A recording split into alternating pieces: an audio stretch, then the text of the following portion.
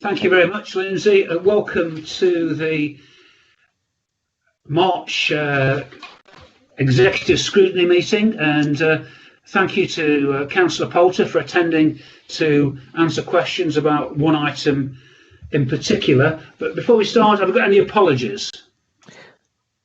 I have no apologies, Chair. Okay, thank you very much. Right, let's start the meeting then. Minutes of the meeting held on the 9th of February. Can I take those as true and accurate record of the Chair? Moves printed, Chair. Okay, thank you very much.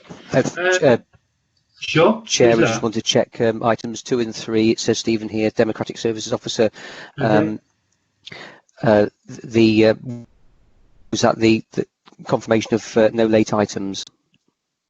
I haven't got any late items at all. Somebody else? No. Okay. And the declarations of interest, item 3, Chair. Okay. Any declaration of interest? Thank you. No. Okay. Right. Moving on. Forward plan. You've got had the copies of that previously. Any comments on that? Then item 3, the Council Cabinet responses to scrutiny. Then there's the appendix, and then it's moving on to the Council Cabinets. If there's no issues that people want to raise on those standard items on our agenda. So we're on to the Council Cabinet. Now, if the members agree, we're going to move at item 19 up to where 8 is. So that is to look at the Beckettwell performance venue. Are members okay with that? Or does anybody object?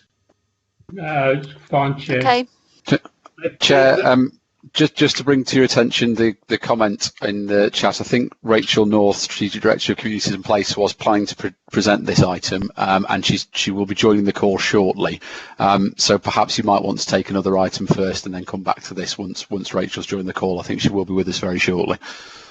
Yeah, okay, well, I hope so, because we've only got Councillor Poulter for a short period of time. So as long as she joins us within the next 10 minutes, quarter of an hour, that's great. Okay, let's move on. Community managed library review proposals. Luckily, I think we've got Claire Davenport with us, so I guess we'll possibly be taking us through that. Is that correct, Claire? I can certainly do that, Chair. Thank you. Thank you very much. Okay, over to you, Claire. Thank you, Chair. So the purpose of this report is for Cabinet to consider proposals for an extension to the duration of the current Community Managed Library Management Agreement. And people may be aware that the agreement is with a company called Direct Help and Advice. And they have been working with us now for a number of years, and we'd like to extend the Library Management Agreement and the associated grant review period. So the reasons for this is that as we are all aware, COVID-19 has had a large impact on a number of key service providers across the country. So it's reasonable, we believe, to be able to take that into account and recognise endeavours that have taken place to the service delivery from a number of organisations right across the whole of the city. And in doing so, we'd like to extend the year 3 for the community managed library. And so this Cabinet paper simply asks for an extension of 12 months to the community managed library management agreement, and that will then mean that it covers a period of 2022-23. And then should you agree to the first recommendation, then we're obviously wanting officers to be able to amend the grant agreement award as well. So that's the recommendation that will be going to Cabinet tomorrow, or the 2 recommendations that will be going to Cabinet tomorrow. And I think that's all I was going to say at this point. Thank you, Councillor Repton. Thank you very much, Claire. Any comments or questions for Claire? It seems quite straightforward, but any comments at all from anybody? No, if not, then thank you very much for that, Claire. Thank you. Thank you very much. All the best to you. Moving on, or back to where we were, item 19. I understand that Rachel is now here. Rachel, do you want to take us through this before I ask members to come in and with their questions and comments. Yeah, thank you, Chair. Sorry, I was a bit late. I was in a workshop No problem. beforehand. I'm Sorry, Chair, sorry to interrupt you, but I just need to raise something with you before we launch into this. I just realised that we have it's a procedural thing, and I don't want you to fall foul of any rules or anything. It's just that I see that we have both Councillor Testro and Councillor Hudson present. And they were scrutiny members, obviously. They no longer represent the Conservative group, and I just wonder if maybe Alex could clarify whether the presence of both of them is right or not, please.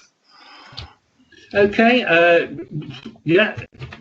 Alex, what's your view on this? That there are obviously elected councillors, irrespective of which party they're in at this particular moment in time. But Alex? Yeah, I think the recent changes in political groups of 3 councillors has created some issues with regards to the political proportionality rules for the ways our committees are constituted. However, to amend the membership of the group and to also and the composition of the committee would either require a council decision or a decision of an urgent decision of the chief executive. Now, with the only having formal confirmation of the changes yesterday, we've not had opportunity to make those changes yet. That being said, there has been a independent vacancy on this board throughout this municipal year.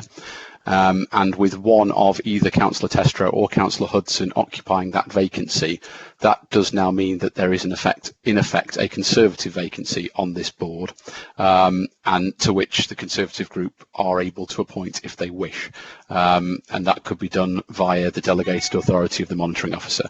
Any further changes to the composition of the committee in terms of political balance or the membership of the committee would require a council decision, and obviously we've not had opportunity to do that since the formal notification yesterday. Okay, so I think the answer, Chris, to your question is that it's as we are for now.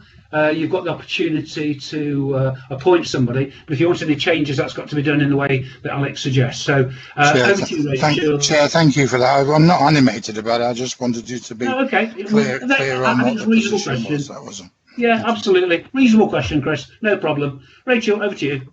Okay, thank you, Chairman. Yeah, so just to set the scene really for Exec Scrutiny tonight, this report on the Beckett Well Performance Venue is an update and a next steps report based on the decisions taken by Cabinet in July last year. So that report really guided the parameters of what we were trying to achieve, working alongside our partners. And this report outlines the extensive work that's taken place since July with developing those proposals between the council and a variety of internal services within the council to make sure that's really robust, and our development partner for the Beckett Well site as a whole, St James's Securities. So it reinforces the critical significance of this site to the city centre and for our future sort of confidence and vibrancy that we need to see in our city going forward, particularly after the COVID impacts.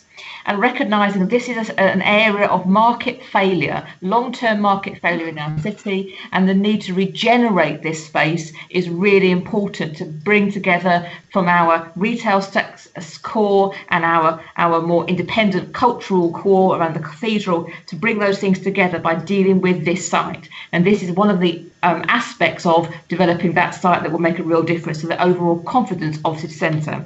So the report is really outlining the financial model, taking the parameters that were set by Cabinet last July to safeguard both the ambitious targets we have as an organisation around that confidence, but also protecting the council's interest in the practical reality of how we're taking that forward. So it's very much detailed from the land assembly issues and the forward funding agreement, but really to reinforce this is about making sure we are in the parameters set by Cabinet last July, and that is robust and strong and presents an effective way forward to bring this to fruition. We have on the call both Catherine Williams and Simon Riley and Emily, who've all been involved. So lots of staff across the organisation checking those things are in place to enable us to meet the parameters set by Cabinet last July. So that's sort of the overview. I'm happy to ask other colleagues to give more detail or to take questions from members across that colleague base. Really up to you, Chairman. Thank you, Rachel. We've invited Councillor Poulter, the leader of the council, here tonight. So I think what I'll do is I've got a couple of questions for Chris, and then I'll invite my colleagues to ask, whether it be Chris, yourself, Rachel, or your other colleagues, for more technical questions. But Chris, one of the questions that I wanted to ask that's been raised with me: why have the management costs gone up double, from £443,000 to £855,000? So, Martin, what's important here is that you'll note that delegated authority was given to officers to negotiate the heads of terms and to look at the forward funding agreement. And so we as a cabinet have been very careful in terms of needing regular updates in relation to this. And what we feel is important is that you'll hear a bit more about the fact that there's a preferred operator been identified. And so what we want to happen is, because it's a developer-led model, before any contracts are signed, we want to be absolutely sure that appropriate scrutiny has been put to that business case of the operator model, to the details of the forward funding agreement, and also to the heads of terms. So it's around proper scrutiny and proper due diligence around the process that's required. Well, the problem is, Chris, it's impossible for us to scrutinise these proposals tonight, as there are no details. We need to see the full business case, together with an open and transparent analysis of that case and a comparison of other possible options, including the possibility of using the assembly room site. I think that's what members here would like to actually do. So is that going to be possible? There isn't a full business case yet to be scrutinised in detail, Martin. The fact is, and the report is contained in the report, that it's for STS to appoint an operator. That process has gone on. There's been a great response to that, and a preferred bidder has been identified. But the business case will have to be developed by STS and the preferred bidder, and that will be put forward, and it will go to planning. STS will be responsible for consultation and planning in the planning process. So we're just not at that point yet, Martin, where the finer detail, find the dots and the T's are crossed. The general design of the potential arena is what it was in July last year, and as soon as more detail is known, it'll be available for scrutiny. Right, because I think what the fear is, that what we don't want to do is slam the stable door after the horse has bolted. We obviously need to have that sight of those options and analysis before any final decisions are made. Because if final decisions are started to be made, then we actually close down, seriously considering other options. But that's just an observation. I'll invite sorry, Martin. That's exactly why the project board is engaging the expertise and consultation in making sure of the detail before any doors are closed and any agreements are signed. Okay, I'll invite any other members of the committee to raise questions, either with yourself, Chris, or with Rachel, with other officers. Any comments from other councillors with regard to this particular paper, item 19, just bearing in mind that we can't go into contracts and financials that are contained in the pink papers. So I've got, first of all, Richard Hudson, Steve Willoughby first of all, then Richard, then Lucy. Stephen, over to you. Yes, I hope you can see and hear me tonight, which is good.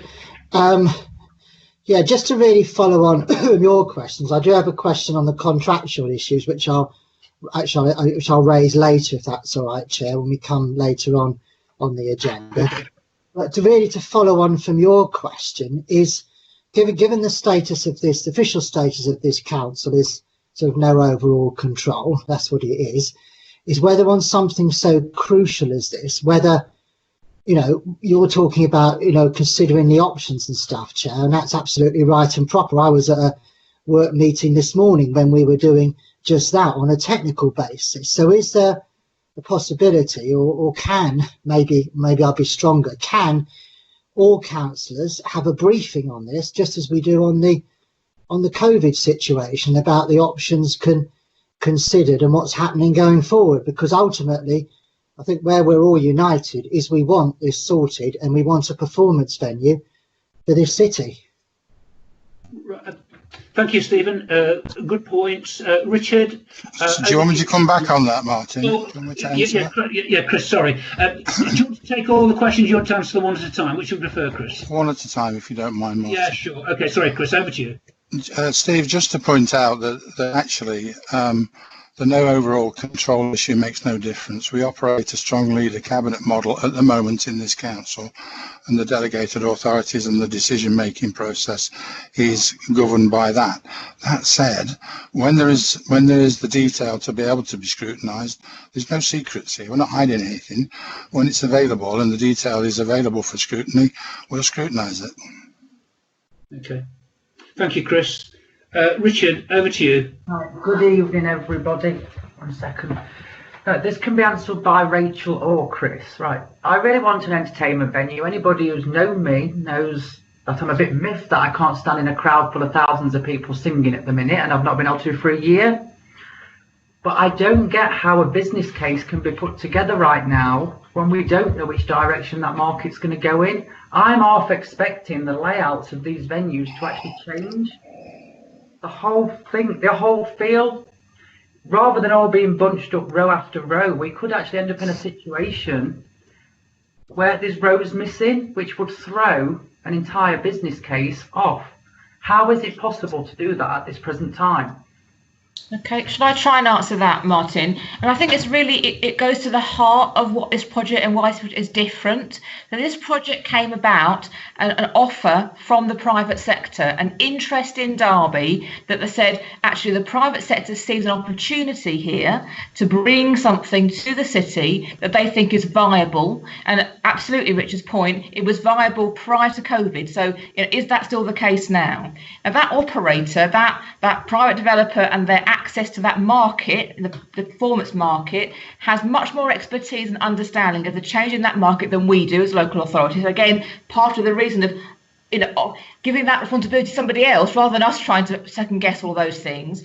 They've been out, they've come up with a plan for how that's possible, and they've gone out to the operator market, so the national operators around performance venues, and said, what is viable, what could you bring? Now, we can't announce the operator today because that hasn't been confirmed yet, but we do know we've got two very serious national players who are saying yes, despite all the changes around COVID, despite all those uncertainties in the market, absolutely, they see Derby and this venue, the size of venue and what's being proposed around specifications, absolutely fitting that market need and being viable. And they're taking the risk around that. And that's one of the really important differential between this as a model and the model we had prior to assembly rooms and the council doing something itself. This is about the private sector, who are the experts in this sort of space, bringing their expertise, de-risking it from the local authority, actually offering that. And, and our conversations with those operator options, absolutely, they are confident that there will be a bounce back in the market, there will be a real demand for this, and this particular flexible space will be able to meet that demand. Do any colleague want to add anything to what I've just said? Thank you for that. Okay, Richard, so I think it's a question of getting your dancing shoes ready for this venue. Lucy, over to you, and then Stephen wants to come back in. Thank you. And I've been back and looked at the report that was agreed last July. And although there were a number of risks identified in that report, there wasn't highlighted there a risk about the management costs of the client-side management costs getting close to doubling as a risk to our revenue budget. Now, I think that's interesting learning that we've had over the last 6 months or so, that we are expecting to have to spend a lot more. And I wondered why, both why the costs have gone up significantly and why the risk of these costs going up significantly had not been identified, because to me that's part of our project management professionalism, that we should have been able to look at that back at that time. And I've got also another question about looking at the options at this point. We are in a contractual position at the moment.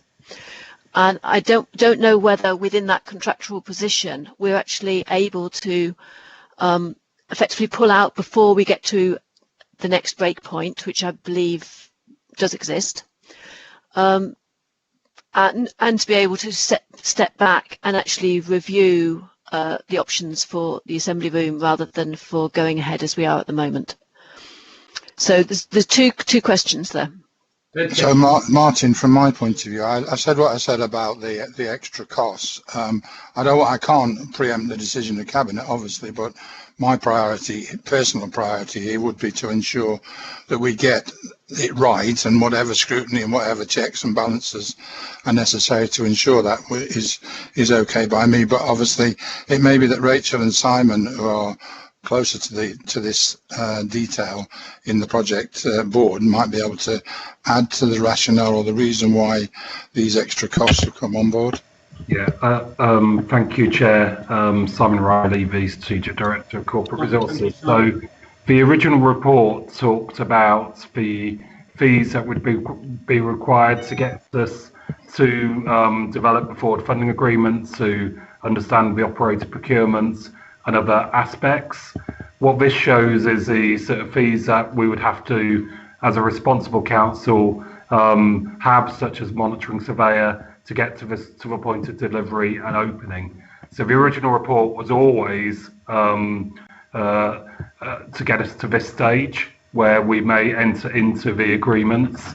And if I got to be honest, we have negotiated hard and looked at warranties and looked at joint appointments in order that we get value for money from the professional fees for the next stage. So it is clear in the original report and here why we're recommending that the fees to deliver a successful project were necessary. Thank you, Simon. Stephen, you wanted to come back in and then I'll take Fareed. Chair, could you just, the second point regarding our ability to go back to look at the assembly rooms? Okay, who's best to answer that? Can we go back to look at the assembly rooms, Lucy's asking? I mean, I think it's understanding what is meant by that question, because, the things are not the same. We're clearly the assembly rooms and how we as a council utilise that building, that space, that location, that site to enhance the viability and sustainability of our city centre is really, really important. But getting a performance venue on Beckettwell, which is an opportunity that came to us through the private sector, and using our best endeavours to get the best deal for that, to enable that to happen, they're not mutually exclusive. I think it's also the dichotomy of seeing them as alternatives. They're not alternatives, they're both important and they both play a part. But I mean, this is an opportunity, and I've said before, it's de-risking it to the authority to bring forward a performance venue on that site over the next 2 to 3 years, which is an opportunity we wanted to take. And clearly, July Cabinet last year, members were keen to take that opportunity and look at the details we've been working on since that time. Okay. It's not one or the other, if that makes sense. Okay, then that's fine. There's no conflict. Hold on, Lucy. Hold on, Lucy. Lucy, there are other people. I'll just come in on that. Chair, may I just ask whether there'd be any conflict with the hippodrome and taking an interest in getting the hippodrome moving? Would there be a conflict then? I don't think so. No, okay. Absolutely not. No. I mean, I think, what we all want, I hope, really, is a vibrant, successful, sustainable city. No, and that's fine. And all of these things will play a part potentially, but no, it doesn't completely control. Right, Rachel, in terms of what I asked and then what Lucy's asked with regard to the assembly room site, it fits in with us not having all the facts and options in front of us, because many members, myself included, are saying, well, what could we have had on the assembly room site? Yes, of course it wouldn't have been the same as Beckettwell, but I think before we make any major decisions about where the major performance venue is going to be, it's looking at all those options and having all the facts and figures before us. So that's what I think members actually want. So I'll leave that rest at the moment, because I know members want to come in. I've now got Stephen who wants to come back in, and then Fareed. Stephen, then Fareed.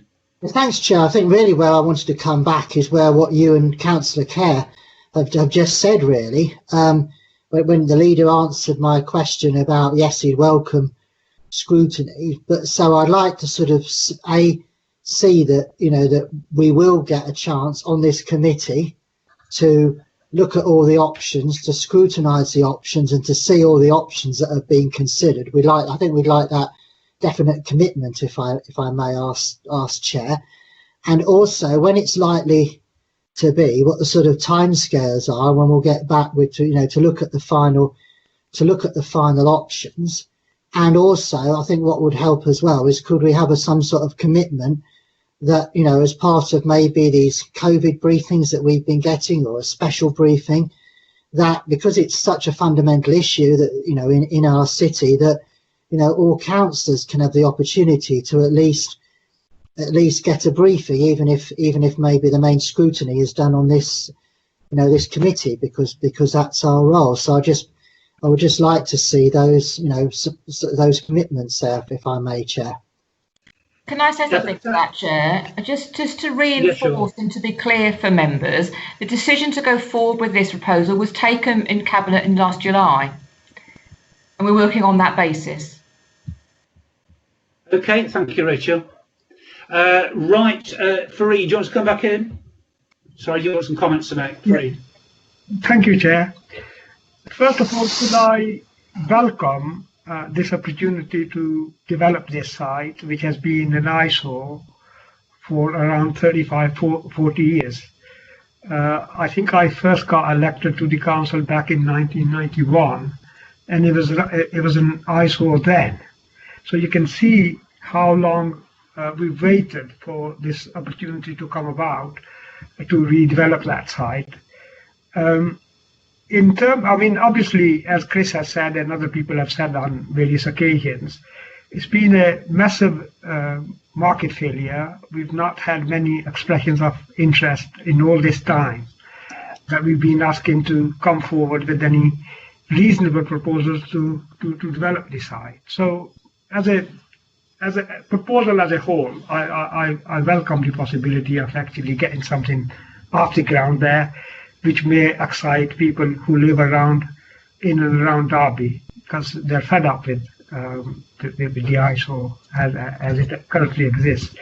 In terms of the entertainment venue, I have got some reservations at this stage, because I'm not sure we are actually taking on this huge responsibility, because we are committing a big sum of money. And we are not that clear. I mean, I can't picture in my mind what is it that we are commissioning, and how well is it likely to work for us, because we haven't got all that information. Although, you know, we want to support the entertainment venue, but that in itself, you know, you could have a big variety within it in terms of the type of entertainment venue which we might want to see go there, and also be supported by our residents in Derby. So commercially, it's got to look at least plausible.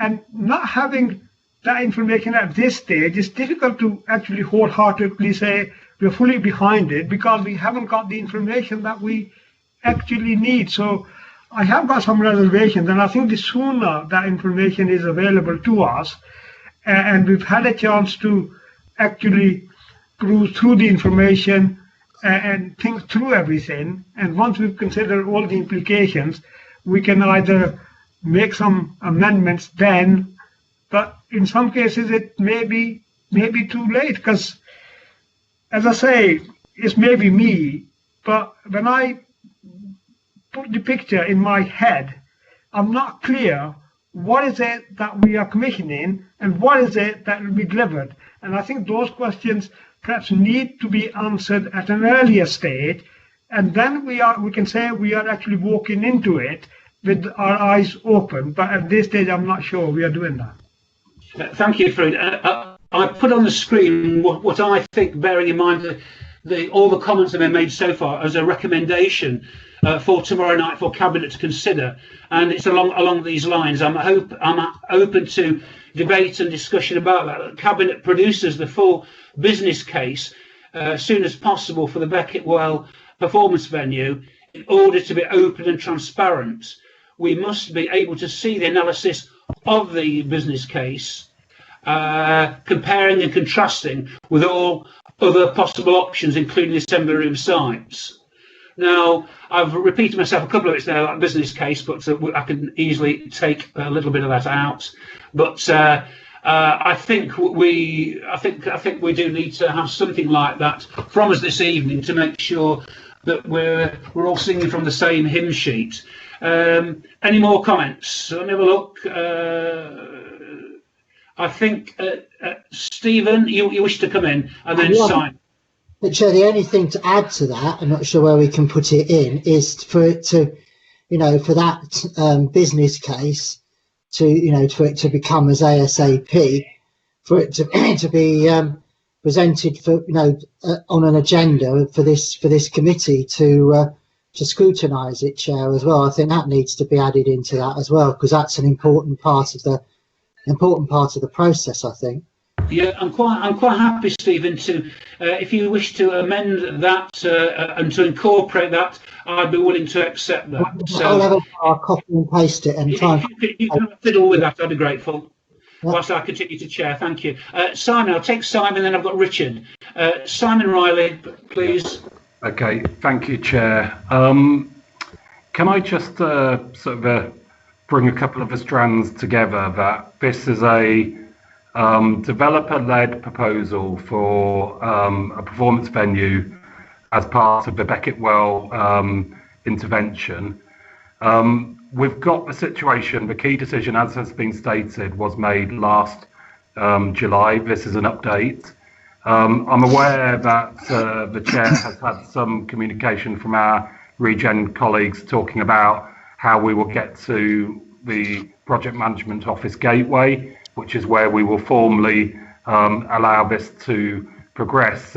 Maybe recognising that this is bringing us to a stage where members wish to have some visibility of what will go to the Project Management Office review, which is how we will appraise whether it's met all the conditions and requirements of that, is we could arrange a member briefing before that Project Management Office. And I think in the context of the key decision has been made, I think that will give members a relevant information and access to information to know effectively how we're going to be pursuing that gateway. So I'd recommend that as a course of action. And I have to say to members that SJS and the operator, we've reached a situation where we've aligned both the development and the operator proposals, and any significant delay would maybe or could jeopardise either of those progressing and bringing this opportunity to the city. So I just wanted to give that as a context, Chair. Yes, Simon, I'm sure you're not doing, but I wouldn't want anyone to think that you're trying to bounce us in to making a decision we're not ready to actually make. We have a duty and responsibility to the citizens of the city to make sure we scrutinise all, and I repeat, all the possible options. I do not believe, and many of my colleagues do not believe, we have had that opportunity yet. So nothing should get in the way of us doing that. Right, okay, I'll take Richard Hudson and then Lucy Kerr. Sorry, it's Richard first of all, then Lucy. Yeah, Richard, thank you. Thank you, Martin. Thank you, Simon, for coming in there. Right, Martin's recommendation is asking for the business case, which is very understandable. We could get a business case put before us now, then if we take a decision to do something with the assembly rooms, that could change the nature of something that we've already scrutinised. You're playing with a market within an actual city. Both things have got to be considered at once, or they will have a knock-on effect to each other unless it's done at the same time. Okay. Yeah. Okay, Richard, thank you very much for that. Lucy, you'd like to come back? Yeah, thank you. And I think this is actually, there are layers and layers here, because there's a business case for the council, and there's a business case for the operator, and there's obviously a business case for St James's Securities as well in all this. Now, I think we actually took that principal decision that was taken last July. So I'm not sure that which bit of business case, Chair, you think we ought to be looking at again. But I do think that I think we need to be clear on what business case we're looking at. but I think we have got that level of responsibility. This is a really significant investment for the city, and although it's not primarily on our budget, it is in effect on our budget and will be. So I think it's very right for us to be aware of what's going on, and I think it would be really useful to have a briefing to keep people up to speed with it now, not when a business case is written, which may be in 2 months' time, or it might be in 6 months' time. But I think it's here back at Cabinet. Most people will have obviously had the opportunity to read the Cabinet papers, but won't actually have done so, and won't have had an opportunity to ask officers questions. So I think if this could be included in our next COVID-type all-member briefing, it would be really helpful. Just so that all members are kept up at speed, and I've got a recommendation I'll put in a moment to Cabinet for that. Going beyond there, and Scrutiny's role, I think, Chair, that you're right. There is a role for Scrutiny to get more involved. Going back to last July, I would have liked more member involvement in this whole process. We didn't get it then, but that's no reason why Scrutiny shouldn't take that bigger role now. Thank you. Right, I think you're right, Lucy. I think a briefing would be useful. But what I want to do, thank you, Stephen, for the amendments to the recommendation. I think that briefing is important, Lucy. We ought to have that. But I think we have a duty and responsibility to make sure that we can see that business case and all that flows from that, and also to reassure ourselves that all options were actually considered and what they were and what was actually done as part of that comparison. So I'm going to put that recommendation to the actual members here this evening now. Stephen, can you read the recommendation, please? Then we'll go to the vote. Sorry, Chair. Have you missed the fact that Rachel North would like to come in on it?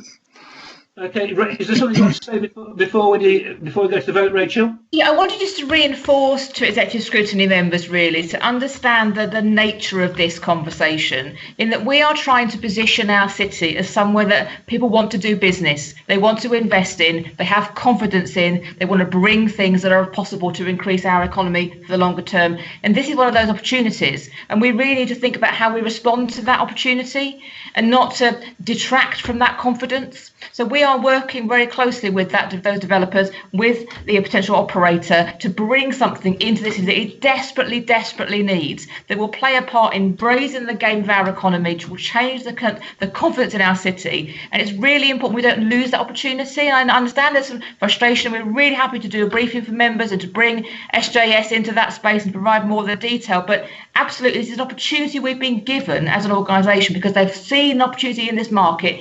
Brings it to us. If we sort of appear not to be embracing that and taking that on board, there's real risk to our place and our city in the longer term. Just about that point, really, Executive Chairman. Rachel, democracy takes a little bit longer, but it's far more preferable than other systems. And it's important that elected members are taken with us. Now, I'm sure you would accept that, so please take that on board. You know, when you think about the comments that you're making to us this evening. Right, Stephen, I want to go to the vote, please. You've got the amended recommendation there, please. Can you put that to the vote? Chair, I have the addition from Councillor Willoughby, Chair, so Stephen Mason, Democratic Services Officer. I'll just read through it as amended. To recommend to Council Cabinet that it produces the full business case as soon as possible for the Beckett Well performance venue. In order to be open and transparent, we must be able to see the analysis of the business case, comparing and contrasting with all other possible options, including the Assembly Room site, and for this business case to be presented to the Executive Scrutiny Committee for discussion. Okay, thank you. I'll go through the members then, Chair. Councillor Kerr, please. I'm happy with that. Thank you. You're in favour of that. Thank you. Councillor Hudson, please. Yeah, in favour of that. In favour of that, Councillor Hudson. Thank you. Sorry, Councillor Cooper, you've joined the meeting. I apologise. Councillor Cooper, please. You don't need to apologise, Mr. Mason. 4. 4. Thank you, Councillor Cooper. Councillor Hussain, please. 4. 4. Thank you, Councillor Hussain. Councillor Patterson, please.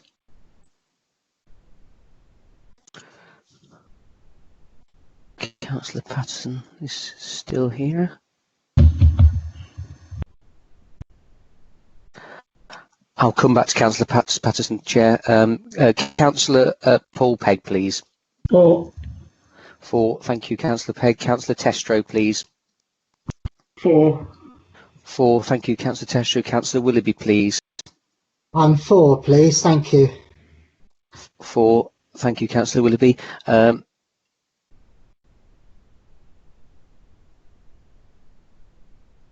Yourself, Chair. 4. 4. Thank you. And I need to go back. Do we have Councillor Patterson now with us? No, I don't think so. I have 8 in favour. Chair, unanimous. 4. Unanimous. Okay, thank you. I'm sure we all agree we want the city to move forward, but we want to get it right. We need to, and part of that, rightly or wrongly, but in my view, rightly, is the democratic process. Thank you very much for that. Any more comments on this paper? And we'll thank you to Councillor Poulter for turning up this evening. Chair, sorry, I have the second recommendation in the chat. Oh, sorry. Okay. Just to say that to get an all-member briefing on this. Sorry, Lucy. Yeah, okay. Right, Stephen, do you want to put that to the meeting, please?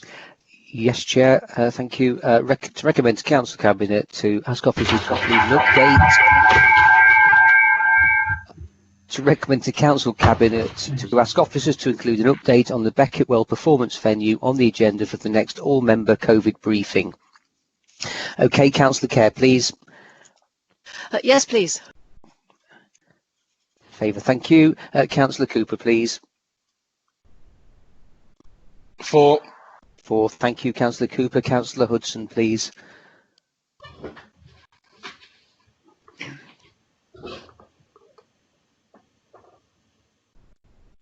Councillor Hudson.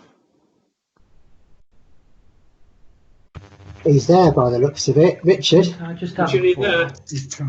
Yeah, 4. 4, thank you, Councillor Hudson. Councillor Hussain, please. 4. 4, thank you, Councillor Hussain. Councillor Patterson, please. No, I don't think. Yeah, 4. Sorry, I missed the other one as well. Thank you, Councillor Patterson.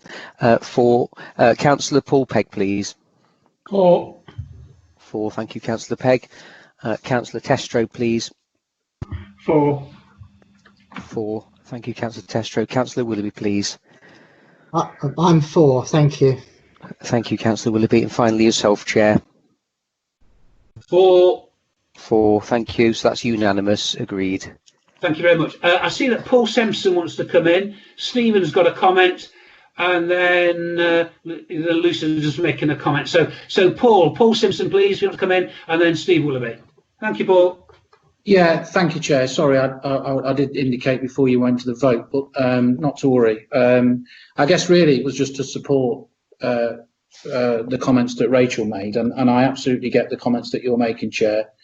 You know, I've lived in Derby 50 years, and I know the situation regarding what I will always call Duckworth Square. And that site is in desperate need of regeneration.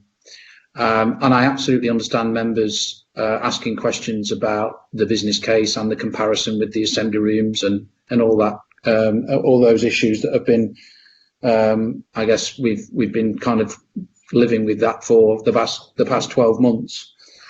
Of course, the issue here is that the assembly rooms did have a business case.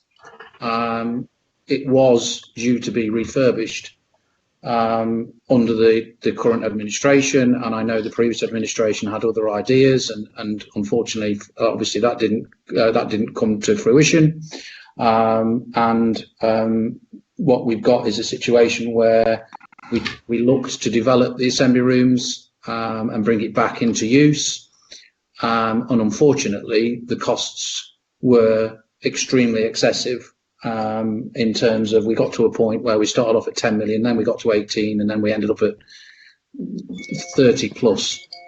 So the option analysis in terms of was the assembly rooms a viable alternative, the administration decided that it wasn't. So what the council has done, therefore, is gone out to the private sector, because there's obviously been a lot of understandable challenge as to why the council isn't able to bring forward these major projects. And we've given the private sector the responsibility to try and deliver that on our behalf. So this is a different setup to probably what we're all used to in terms of a straightforward comparison of options. And of course, even if we were to do a comparison of options, we're not necessarily comparing apples with pears. Apples and pears, should I say? We probably are comparing apples and pears, because the assembly rooms is a relatively constrained site. The Becketwell site has been identified as a more developable site and a more suitable site for a performance venue. And that is the proposal that is on the table now and is on offer to the council. And I absolutely understand members' concerns about scrutiny and making sure we're making the right decision. But what we mustn't forget is that the decision has already been made. It was made last year by the Cabinet, and what this is tonight is an update.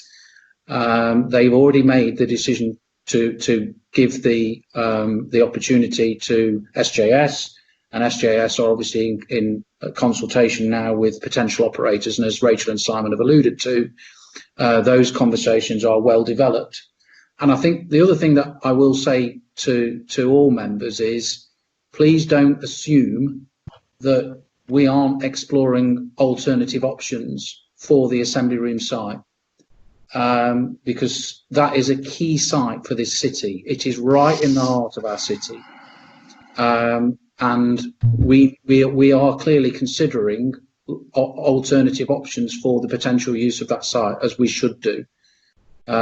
So I think that's, I'm not sure that's necessarily helpful, Chair, but I think it's important to stress that and I absolutely get where you're coming from in terms of the democratic mandate, which you quite rightly have, but we have also got to be cognizant of the confidence in our city, and we are making decisions that will give confidence to potential developers to come to Derby, to bring jobs, to bring culture, leisure facilities, so that we are far better served as a city than we are currently. Thank you, Chair. Yeah, I understand and completely get that, and I think 90% support that, Paul. In terms of the refurbishment of the assembly rooms, we told this administration, like every expert and every council officer did, that it was a non-starter. But the site is a different matter as other sites are. What you seem to be saying, Paul, I'm getting mixed messages here, that we were being told that the final decisions haven't been made, but you seem to be indicating that the horse has already bolted because the decision has been made. I'm not sure which it is, whether the decision's been made and there's no further discussions to have, or whether the decision hasn't been made and we can consider other options as well. I suppose none of us want to. Everybody wants this to be done right. Everybody wants the right option. The Becketwell site needs to be redeveloped. We know that, but we need to take alongside the democratic process. We'll ignore that at our peril, and we can't do that. We've got to make sure that both's actually done. This city's taken forward, but it's taken forward in a democratic way. Right, now I've got some comments here. Can we just go back? I think Steve Willoughby wanted to comment. Steve, you wanted to comment, and then I've got Chris Poulter.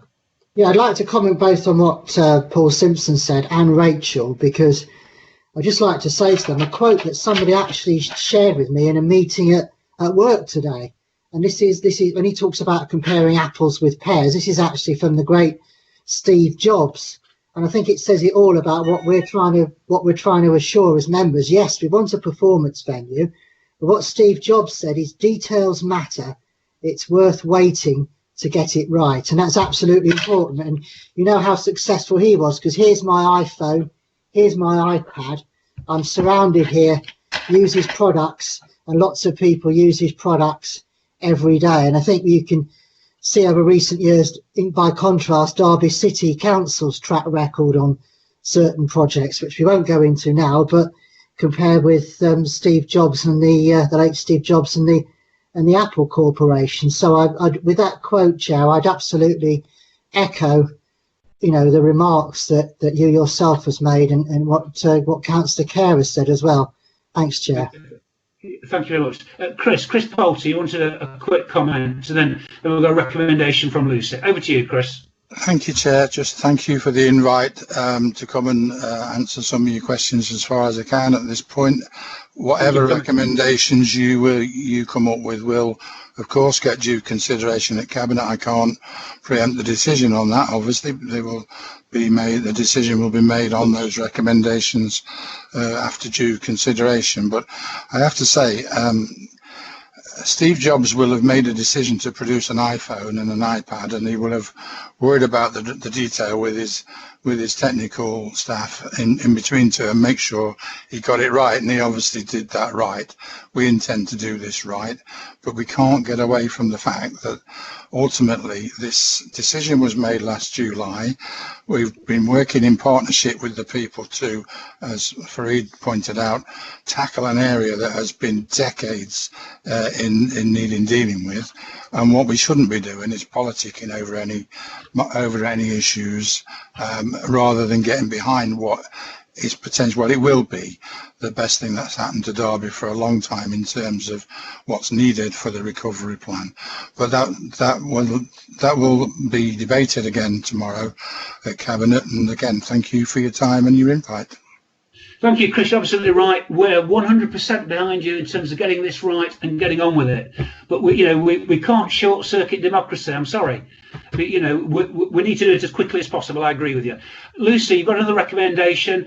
Do you want to talk to this, and then we'll go to the vote on it? Hi, yes, please. This is, I think it's a 40-year agreement that we have. We're intending to have to be able to pay this back. I think it's 40 years, but it's certainly a long period of time at which will take us past the time when probably the whole country is supposed to be zero carbon, and not just ourselves with our climate emergency aspiration. So we do need this building to be able to become zero carbon in some form. We don't want just to be offsetting, because you can't offset all our inefficient buildings for the future.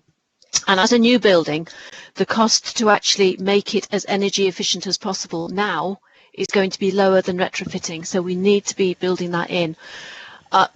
I know SJS have talked about this, and there's a comment about the climate implications, but we really need to push them. Even if we can't, I don't know, cover it with solar panels or install the air source heat pumps from the start, we do need to make sure that we can retrofit that effectively and not have a big cost to achieve that later on. So that is a recommendation that we need to push Cabinet and through them officers to ensure that we are going to be future-proofed. Chris, I think you indicated you might want to respond to this. Chris, do you want to come in? I think he's just left. Oh, sorry. Okay. Who's the next best person? Is it Steve Kaplan on this? Catherine could answer this or address this point. That's okay, Chairman. Catherine, Catherine, thank you very much. Hello, Chair. Yes, I'm here. Good evening, everyone. Yes, a couple of comments on your recommendation, Lucy. Obviously, as was referenced earlier, the council has been presented with the proposal for a building. We haven't procured a building. We haven't specified the building we want. We've been presented with a proposal. So there are constraints that we need to operate within in terms of anything we want to get out of the building contractually. Having said that, you are right that there is a commitment from the developers to work with us to help us understand the sustainability features of the building, and we are looking for a way to build into the arrangement with the developer for us to maximise that. What I would say is, again, going back to the basics of this deal, it's a fixed price maximum commitment for the council to deliver a building. If we require any particular features that are over and above that cost, then the council would need to consider its ability to fund that, just to be really clear about the way that the project is established. But we have opened that conversation, Councillor Kerr, with the developers to understand as this project progresses what the sustainability features are of the building and make sure we maximise those. Lucy, are you quite happy to take on board what Catherine's saying? Because I do understand the difficulty there are there about having those conversations rather than make it an absolute diktat or a deal breaker? Well, what I've said is to recommend to Cabinet to ask for the new venue to be able to be made zero carbon in operation at minimal cost. So, you know, if that means making sure that the roof is strong enough to put solar panels on it later, that's what we're asking for, not for the solar panels now. Because to increase the insulation level on the outside of the building, or to put in the maybe additional pipe work or something that we want to be able to achieve this, which will be so much cheaper to do now than at some point in the future. So what I'm doing is to ask. And in fact, the potential operators should also be asking this. If they're going to be running this for the next 30 or 40 years, they don't want to be stung by maybe a future carbon tax or increasing energy costs when they are operating this venue. So we should have them on our side as well. And that is what I'm asking, that we ask. Make sure that we are lobbying. And what Catherine Williams has just said is that we are asking, which is great news. But I just think that if Cabinet put their weight behind that as well, it might just mean that somebody asks a further question at some meeting. So in that recommendation, let's have a look. Yeah, it's to ask. We're asking the question. Okay, Stephen, do you want to put that to the members? That's about asking. We might not always get the answer that we want back, and as Catherine said, there might be a price to that request, which we then will, as a council, either have to say, yeah, we'll stump up the extra cost, or sadly, no, we can't, but that's up to the council at that time. Okay, Stephen, you want to put it to the vote? I will do, Chair. So the recommendation put forward is to recommend to Cabinet to ask for the new venue to be able to be made zero carbon in operation at minimal cost, even if it isn't from the start. This needs to be part of us delivering action on the climate emergency. I'll go through the members. Chair, Councillor Kerr, please. 4. 4, thank you, Councillor Kerr. Councillor Cooper, please. 4. 4, thank you, Councillor Cooper. Councillor Hudson, please. 4. 4, thank you, Councillor Hudson. Councillor Hussain, please. 4. 4, thank you, Councillor Hussain. Councillor Patterson, please. 4. 4, thank you, Councillor Patterson. Councillor Paul Pegg, please. 4. 4, thank you, Councillor Pegg. Councillor Testro, please. 4. 4, thank you. Councillor Willoughby, please. I'm 4, thank you. 4, thank you, Councillor Willoughby. Finally, yourself, Chair. 4. Thank you, Chair. That's unanimous. 4. Thank you very much. That's been a very lively debate. We are all, I'm sure, 100% behind this city, trying to move forward in the right direction after the proper debate, and we'll work with anybody and everybody to get it right. So thank you to members and to officers for that lively debate. Moving on to item 9 on the agenda, Infrastructure Board, Capital Programmes, Highways and Transport, Flood Defences and Vehicles, Plant and Equipment. Who's taking us through that, please? It's me, Chair, Verna Bayliss. Thank you, Verna. Over to you. Thank you. Thank you. Thank you, Chair. Thank you, everybody. This is a report and style of report that's very familiar to all of you, I am sure. It's our regular annual report that sets out the schemes for infrastructure and maintenance that we're proposing to put forward for next year, as well as our asset management programme for 3 years, which we have to do for the Department for Transport. So, as you know and are well aware with, the programme is based on sound asset management principles, also external funding, and of course the work that's done in neighbourhood boards with ward councillors across the city to put forward their key transport priorities. So really there's not a massive amount I would like to draw your attention to with this report. It's hopefully something that you are all, as I say, familiar with, and the programmes that are on this are ones that you will recognise or will know about. But particularly I perhaps wanted to highlight the fact that there's additional funding highlighted in the report. The 9 million that was agreed as part of a previous MTFP, 3 million last year, 6 million this year, and the the additional schemes that has enabled for highway maintenance, as well as innovation and technology. I think any of you have seen the Hogzilla multi-hog that's been out in action across the streets, and that's making a real difference to the states of our highways and pathways. But not just that, I guess it's not just the surface. There's also been an extensive gully cleaning programme that we've been able to do and will be able to carry on doing next year, which means that we know that infrastructure and supporting the highway is much more than just what's the tarmac on the top of the road. And the other funding streams that will now be looked at as part of this whole capital programme will be the transforming cities, the future transport zones, and the second tranche of the active travel funding, and that's all detailed on the paper. Again, all capital funding, hence it comes forward through the capital programme and the infrastructure board. And I guess the other point is just to go back to that good asset management and asset management process that we have. And that's really the strategic context for all of this work. This is about ensuring that the assets, the infrastructure assets we've got in the city that we're keeping up with as best as we can. Now, we all know that there's a national issue around funding for this, but that good practice that we have and the accreditation that we have, the schemes that we put in place, if we fail to do that, then that could affect our future funding from government. So it's vital that we do that. And it's also vital because we want to try and avoid the high costs where we're having to intervene at the end of life of an asset.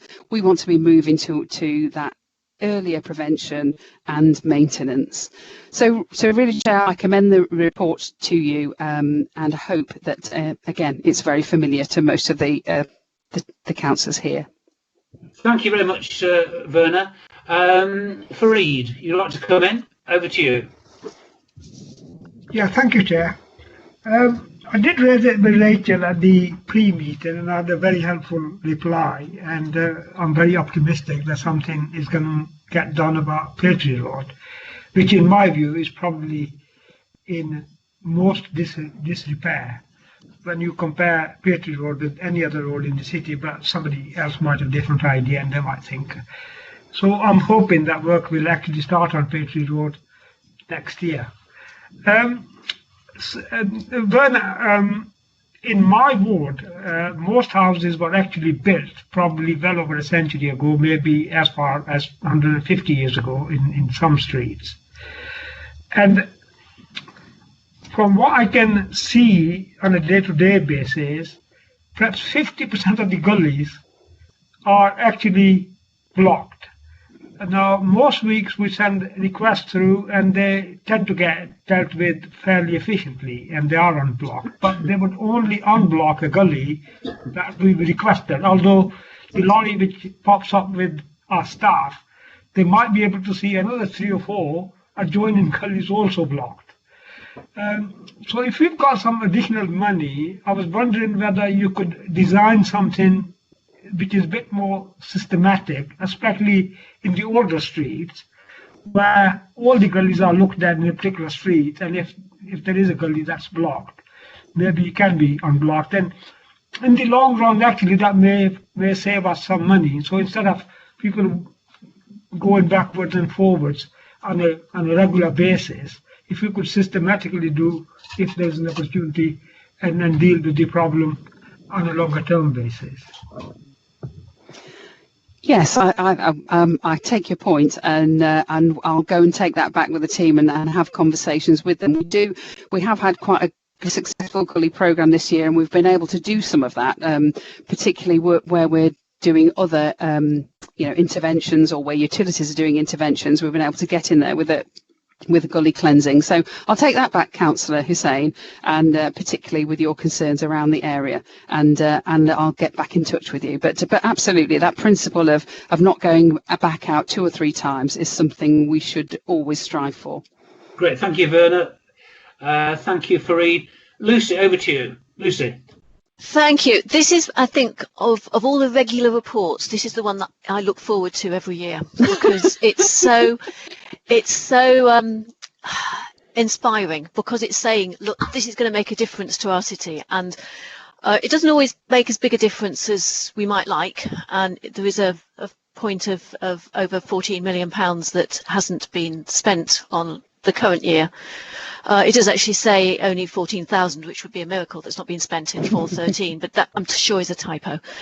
But I have got some concerns, and I just wondered whether it may be now that you can actually highlight the answers to these, or whether to come back and look at it again, because we've got this inspiring and not yet defined changes that's going to be spent on Normanton Road, and I think that that's really could be really exciting. And I'm pleased that we haven't yet decided what it is, because that is something that's got to work so closely with the people who shop and the people who have the shops and who use that road. But we've also got included the refurbishment of a puffin crossing on Normanton Road.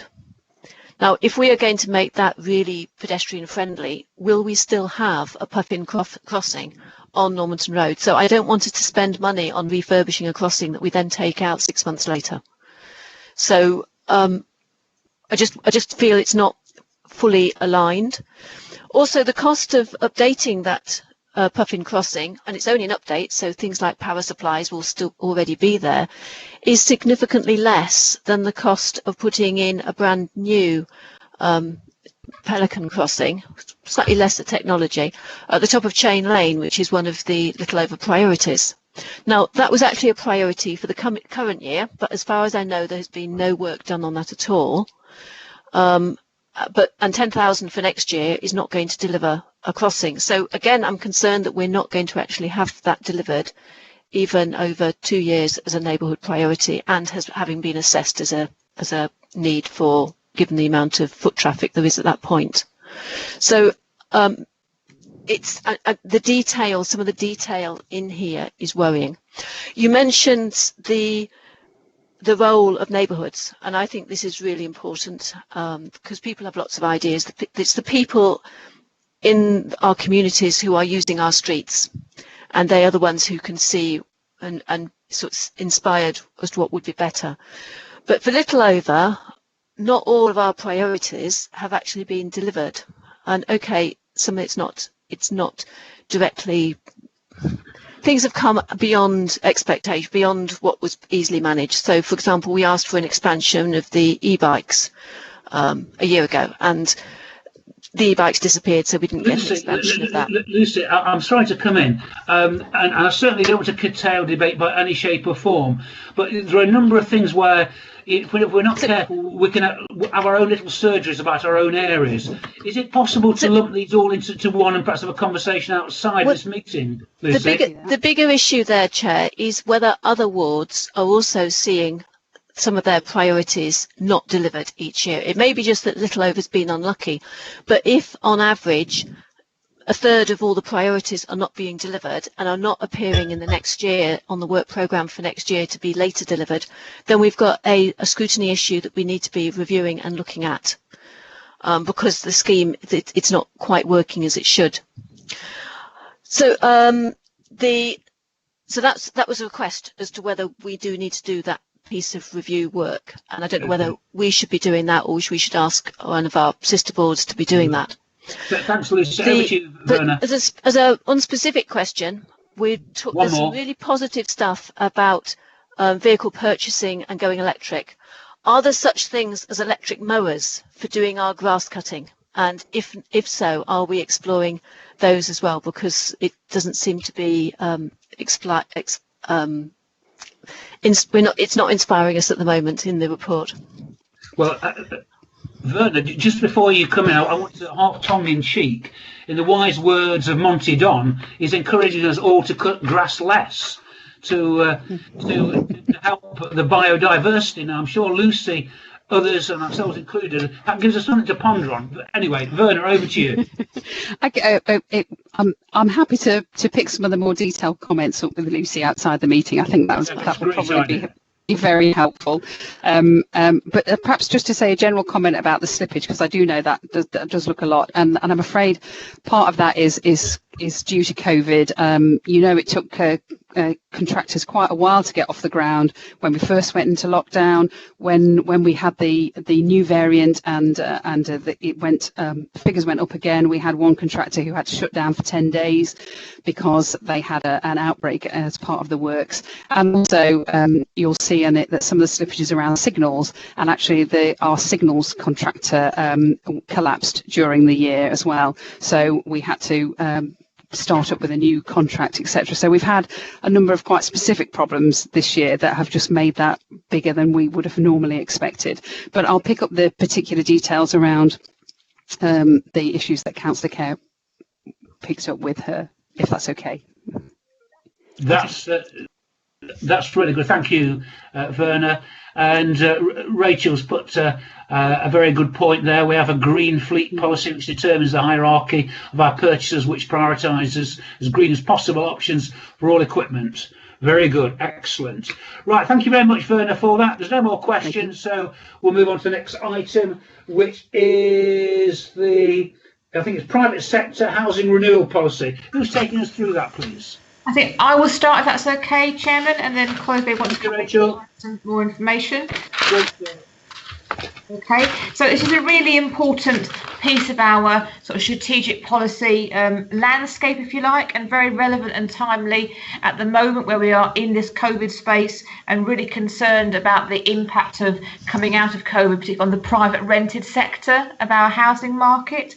So this is really about how we support our focus on dealing with that sector in our city. So just to reiterate the issue with COVID, at the moment we have an eviction embargo in that sector, but we are aware a number of arrears are building in that sector. People are losing jobs, being on furlough, etc., finding it hard to pay their rent. There's a real risk there for the council that when the eviction embargo ends and we go back to some sort of vaguely like normal, there will be a massive increase in potential evictions in this sector. It will obviously put in pressure on the council around homelessness services. So it's really important that we really focus on what we are doing to support private housing in our city and the renewal of that housing. So the council has developed some really great nationally regarded services in this area. Our Call Before You Serve service, must be aware of that, which is about really productive, proactive relationships with our landlords and tenants.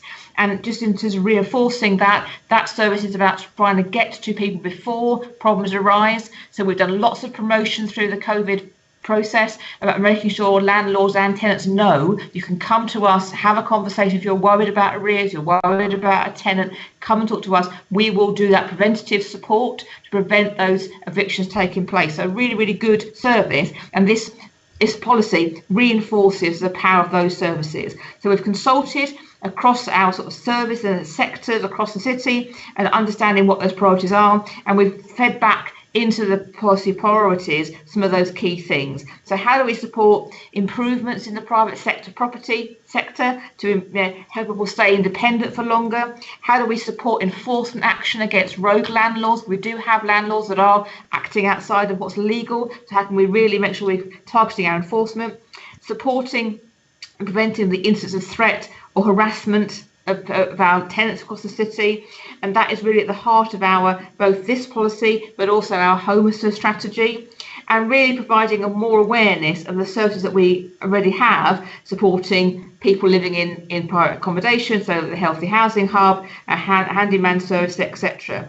We intend to review our approach to private sector engagement and intervention through this policy. So our housing condition survey will help us look at that, and we were looking at options and whether there are more directive work we can do around licensing, accreditation to improve the standard and quality in the private rented sector. So this policy is really helping us to agree on those priorities and be able to do some more of that work around particularly our enforcement sort of activity. So it's really important we adopt this policy, and it gives us that framework to support that really important housing tenure in our city, particularly around our COVID response. And Ian Fulliger is on the call to take any further questions about that or to add anything I might have missed, Ian. Yeah, Rachel or Ian, I've got some concerns. I hope this is the right time to raise these, and that's our planning policy. There's 50 councils around this country. I've altered their planning policy to make sure that we don't have situations like we're seeing in various parts of our city where developers are buying terrace houses, say 3 bedrooms, and are able to convert them to 6 bedrooms, causing all sorts of issues for neighbours and on the street scene in terms of bins, etc. Now, other councils perhaps have bigger problems because of bigger student populations, but there's 50 of them, and there is a paper which I forwarded to Paul Clark about this. Obviously, he's stretched, like all officers are stretched, in terms of the powers that they have and the officer time that they actually have. But this is something that we need to seriously look at to get this right. There's plenty of accommodation for single people at the present time with all the new build there actually is.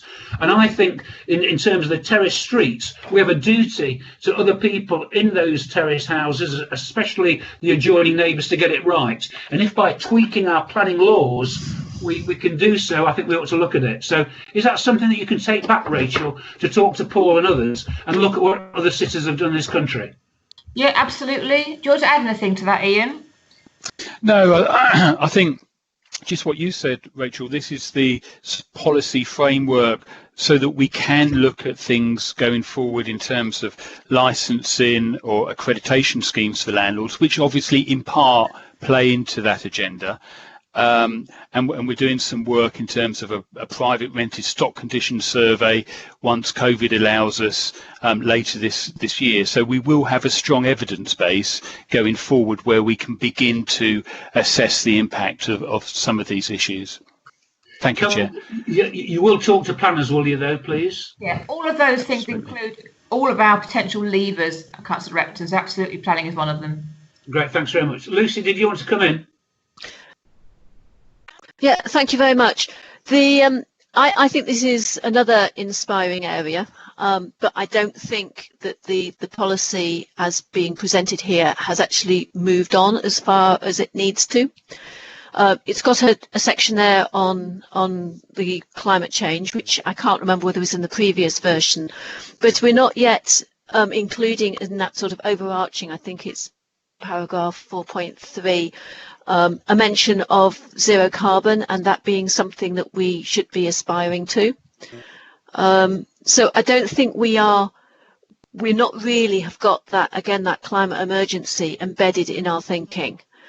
And therefore, I'm a bit worried about allowing a policy like this to go forward up to 2030 when it doesn't yet address the urgency of having to change an enormous amount of housing in this city, because it's not just the new stuff, it's all the old stuff as well.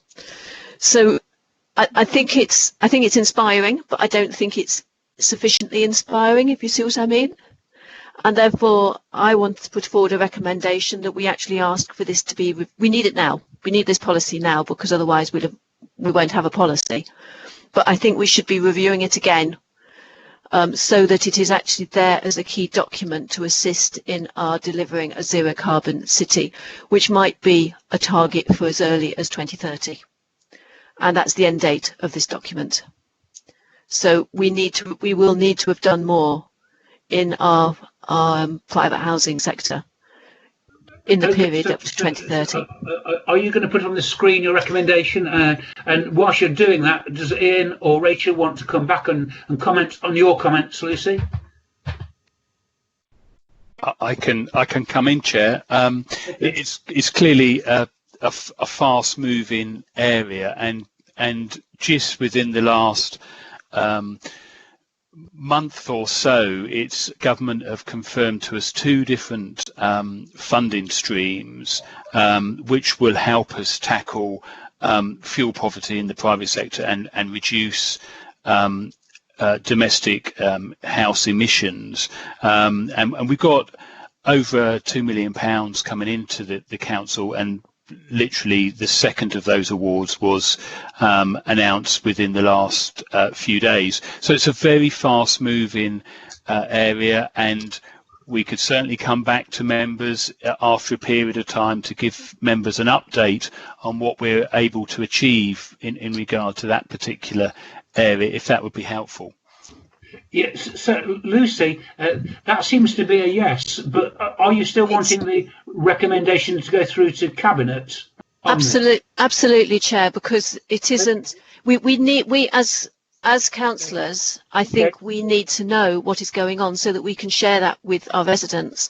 Okay. But we also need to have a structure and policies that will drive things forward. So what I'm doing is recommending that the private housing renewal policy, which is the centre of this, is reviewed again next year by when we should have a zero carbon target date for the city.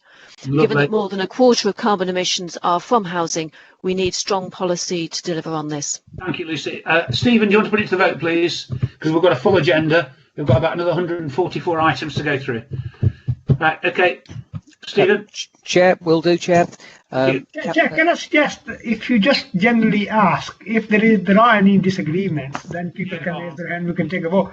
Something like that. I don't think there's going to be any opposition, so I don't think. Mother of apple pie. Yeah, you're absolutely right. Okay, Stephen, can you put it to ask if anyone objects to that at all? If anybody is against it or wishes to abstain, if they can make themselves known, and if not, I will take it that it's unanimously agreed. Yeah, it's fine from this house. Okay. Is anybody that objects or wishes to abstain? Please shout out now. Okay, Stephen, I think you've got that. Thank you. Okay, thank you very much. Okay, thank you very much for that. Moving on. Item 11, Derby Homes Renewal of Management Agreement. Is that you, Ian? I was going to start that again, if that's okay, Chairman. I'm sorry, Yeah, a bit sick of my voice. I apologise for that if that is the case. No problem at all. No problem at all. A real sense of quite an important report here, and I think just to reiterate, this is a partnership agreement, and that's a really important point to make. So members are clearly aware that Derby Homes manage the council housing stock, the nearly 13,000 properties on our behalf through an agreement which expires in 2022. And therefore we do need to just determine our arrangements for the continuation of this agreement after that period. A review was carried out last year and really confirms to members what I think hopefully we already know. We've got really high quality services that are provided by Derby Homes in terms of our the performance of Derby Homes. Its performance metrics compared to national levels are at the top quartile end in every category, which we're extremely pleased to recognise. And that understanding, therefore, is recommending a new 10-year agreement, clearly with a 5-year break if necessary, but recognising that longer term. And I think members will have seen over the last year, COVID again has highlighted the significant benefits of greater collaboration between the council and Derby Homes, recognising we are part of a system and not perhaps artificially creating barriers, that we're really focusing on the city's residents, its tenants and our wider community. So the work that Derby Homes has done working alongside the council on the community hub, our locality working, our homelessness response, those things have been phenomenally successful and positive, and we get the benefit of that. So I mean the ALMO arrangement is financially beneficial to the council, but actually having that relationship where we can work collectively on how we flex that financial arrangement has been really of major enhancement to our delivery at local level. So the agreement is really just cementing that work and continue to develop collaborative solutions with Derby Homes for the wider benefit of our tenants and the wider community, and really recognise that an ALMO approach is the preferable one for us. We get the benefit, that £2 million benefit, by being quite flexible in our housing revenue account and general fund sort of restrictions. And we have accelerated that really effective working relationship between Derby Homes and the council, and we really want to have this partnership agreement sort of continuing to maintain that partnership approach of working and continue to have that good faith, openness, honesty and trust and respect in that relationship on the behalf of our residents and our community as a whole. Ian wants to add anything to that. Ian? No, that's an excellent summary. Thank you, Rachel. Thank you, Rachel. Lucy, I think you want to speak. Lucy. Yeah, thank you, Chair. And I want to start by saying that I'm one of the councillor representatives onto the Derby Homes Board, which I feel is a real privilege because I've really enjoyed being able to see both sides of the relationship from both from the council side and from the Derby Homes side. And I very much support continuing to work closely together. So whether we would like to go so far, Chair, members, to endorse this and recommend it strongly to Cabinet, but I certainly would do myself. Okay, I think we can pass those verbal comments on, Lucy. I think you make a good point. Any more comments at all before we move on? No, okay, thank you. Can I make a quick comment? Fareed, go on. Yeah, Fareed. Yeah, I think Derby Homes are a well-oiled machine, and they have actually, in my view, over the last 8 to 10 years, delivered more than we've commissioned from them or what they were strictly required to do. And that has been the pattern for quite some time. And as Rachel has said, they have been cooperative and they've financially assisted us by being flexible with the use of the housing revenue.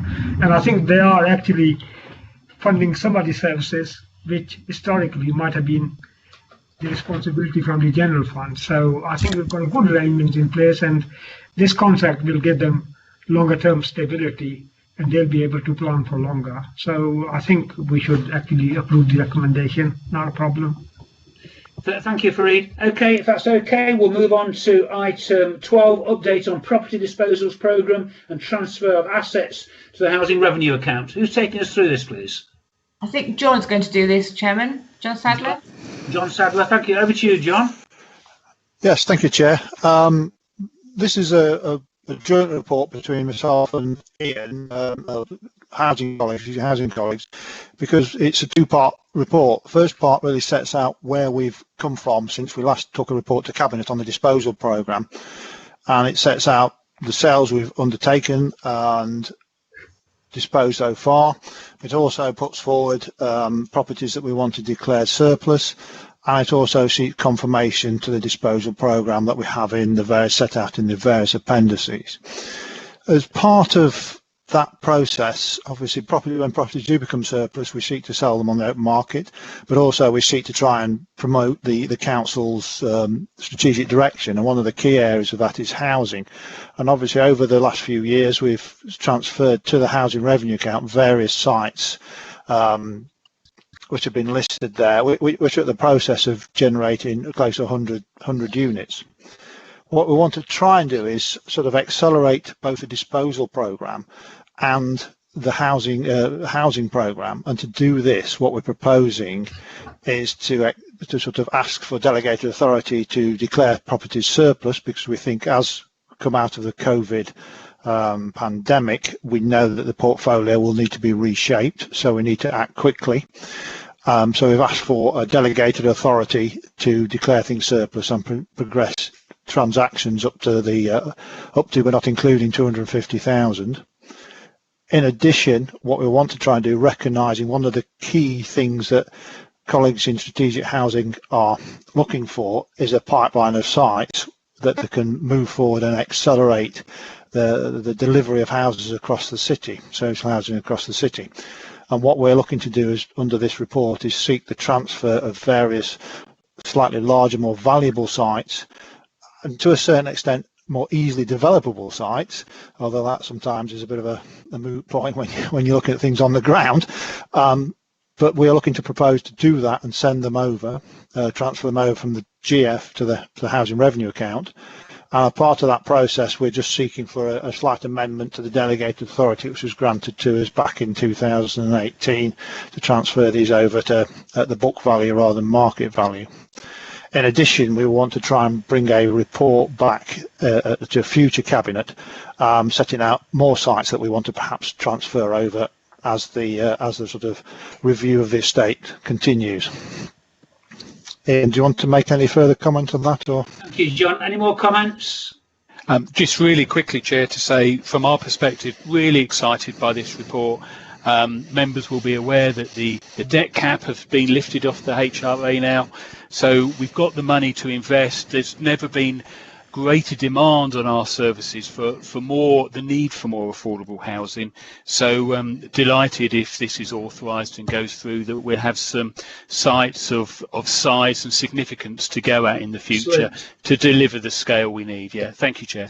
Thank you very much. Okay, moving on to item 13, provision of accommodation for use by children's services. Chair, Who's taking us through that, please? Chair, Yes, Lucy. may I speak on the previous item, please? If you can quickly, we've got about 20 other items. Yeah, go on then, Lucy. Okay. It was just to say that I've got no objection to this, but good. Sometimes you can find that you haven't actually been told about land that's happening or something that's going to be sold in your ward, and you don't know what's happened to something and you've not been told about it.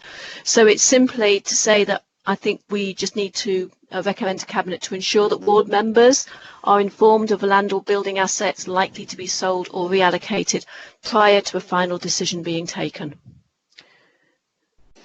Yeah. So I hope it's not contentious, and I don't think it's to block anything. I think it's much more so that we are aware and we can tell residents what's going on. Understandable, yes.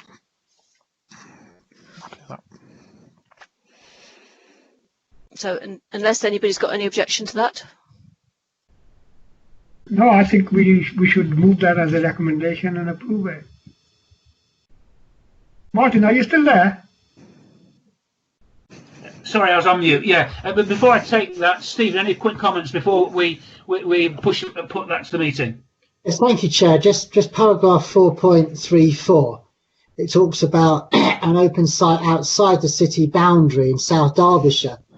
So I'm just interested in a bit more clarification about that. Does it mean that we'll have to extend the city boundary for that or not? You know, what's the sort of more detail around that, if you like? I'm happy to pick that up, Chair, if you wish. Yeah, thank you, John. Yeah, if you can. That's the paragraph says the council do own land, and we do have bits of land and assets outside the city boundary. When that happens, we're like any other landowner, and it is for our wish to do what we wish to the land within reason, and obviously because it's out a different planning authority, we have to be mindful of their planning conditions. This site at Swallowday Road is one that I'm not quite sure historically why I've got it, but it's a large site outside the city centre, the city boundary, South Derbyshire. They've allocated it for housing. We've looked at this as a possible sale, but our preference is to use it to support our housing need within the city boundary. As it sort of adjoins a city boundary, from a transport point of view, it makes little difference just because it's just outside the city boundary. I think, if possible, put it in the HRA allows various options to be looked at to support that agenda. Thanks, John. That's fine. Okay, Stephen, can you put it to the meeting unless anybody objects or abstains? Then we'll accept Lucy's recommendation on this. Can you put that to the meeting, please, Stephen? Yep. Thank you, Chair. I'll just quickly read through it. To recommend to Cabinet to ensure that ward members are informed of land/building assets likely to be sold or reallocated prior to a final decision being taken.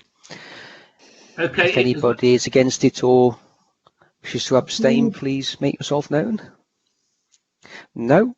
No. Okay, that's fine. Thank you very much. Thank you.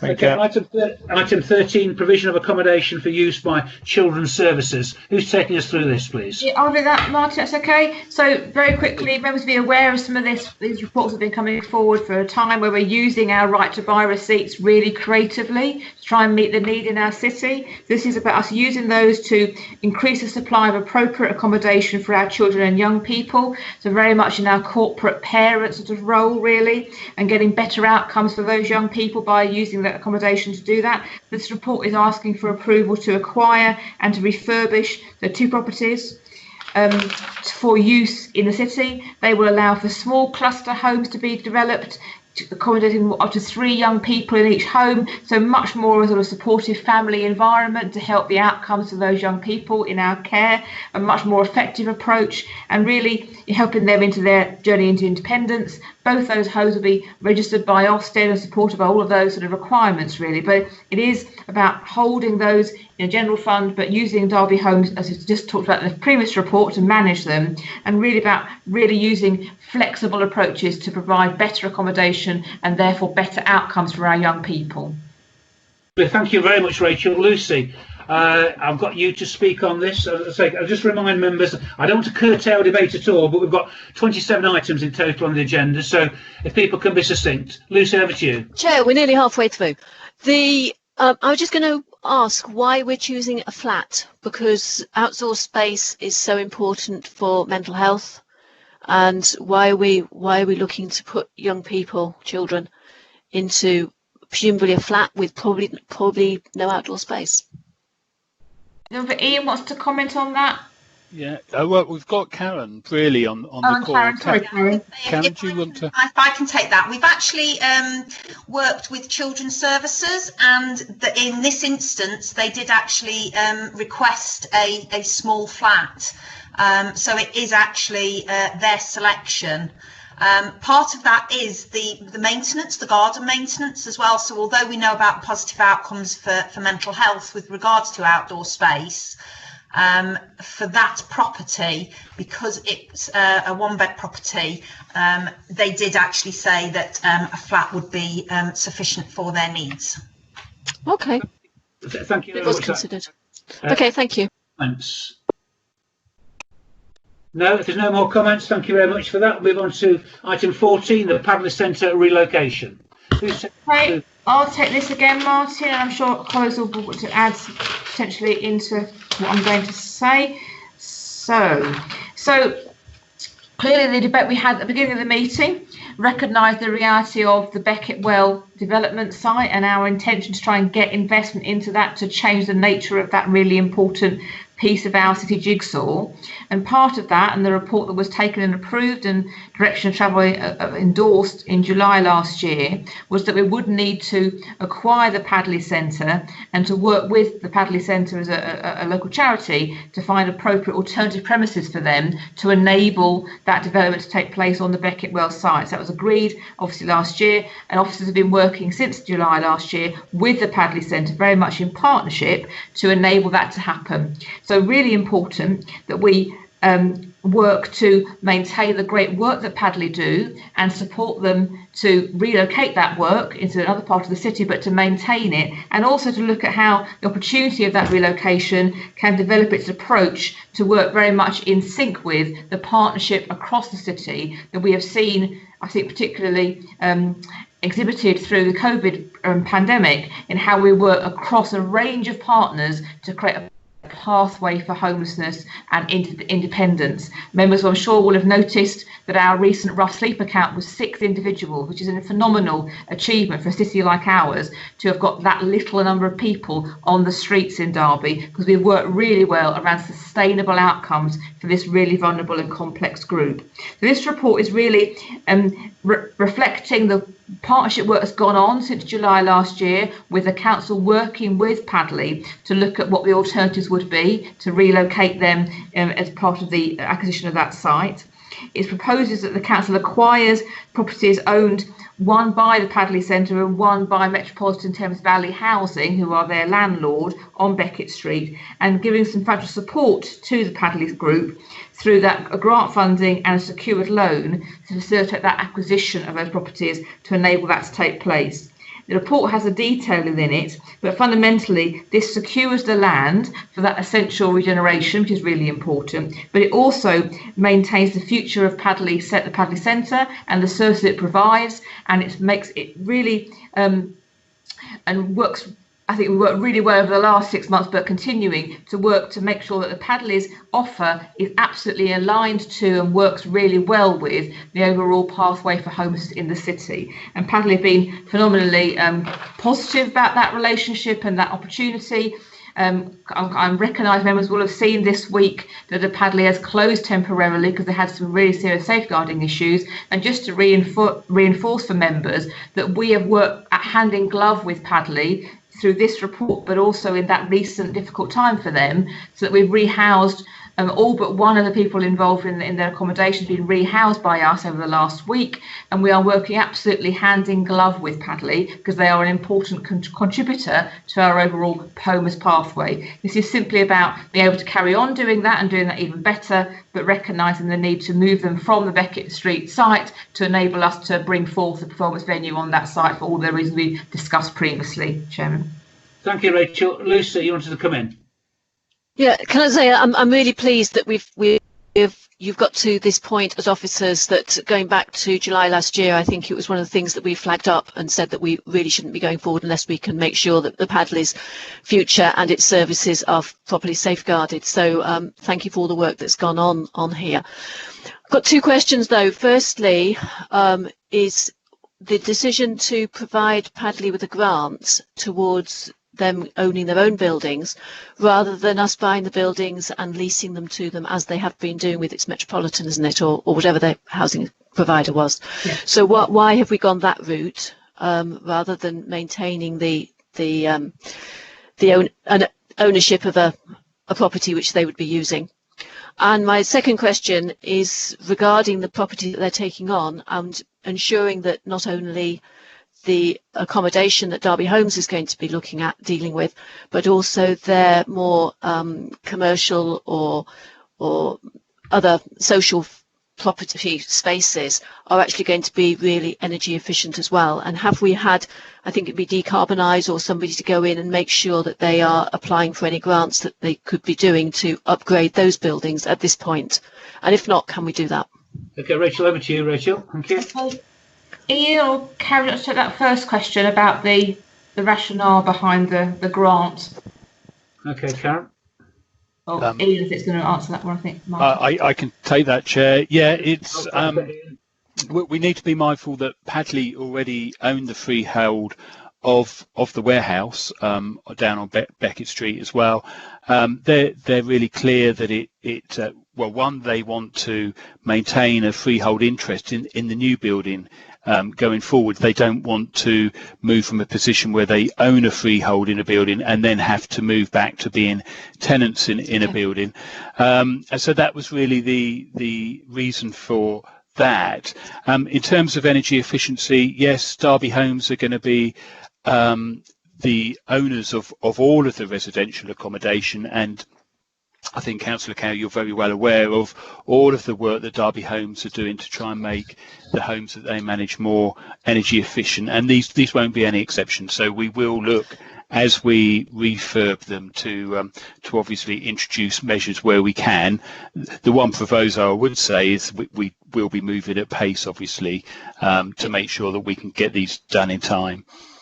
Through you, Chair, the report says that the Derby Homes properties are going to be really energy efficient. It was the non-Derby Homes properties, the ones that they're going to own themselves for their more commercial or social purposes, and whether we are directing them to get those properly insulated and upgraded with our advice services. Okay, Stephen's waiting patiently, so if we can quickly answer that, then move on to Stephen. Okay, who's going to answer that, Ian or Rachel? Yeah, so we can certainly look at that.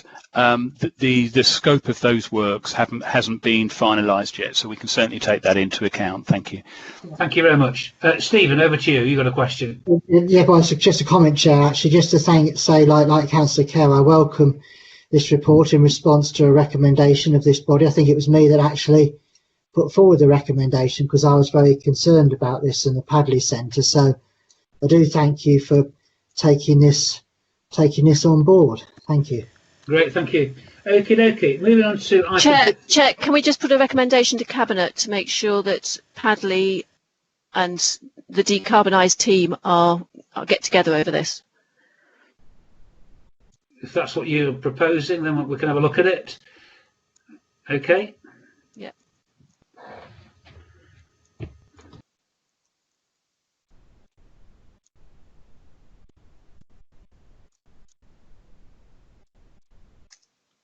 Typo in it, apologies.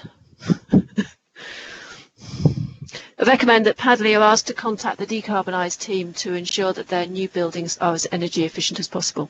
Okay. So it's a recommendation. It's a recommendation to Cabinet too. Yes, and I understand that, Lucy. Is there anybody that objects to that or wishes to abstain?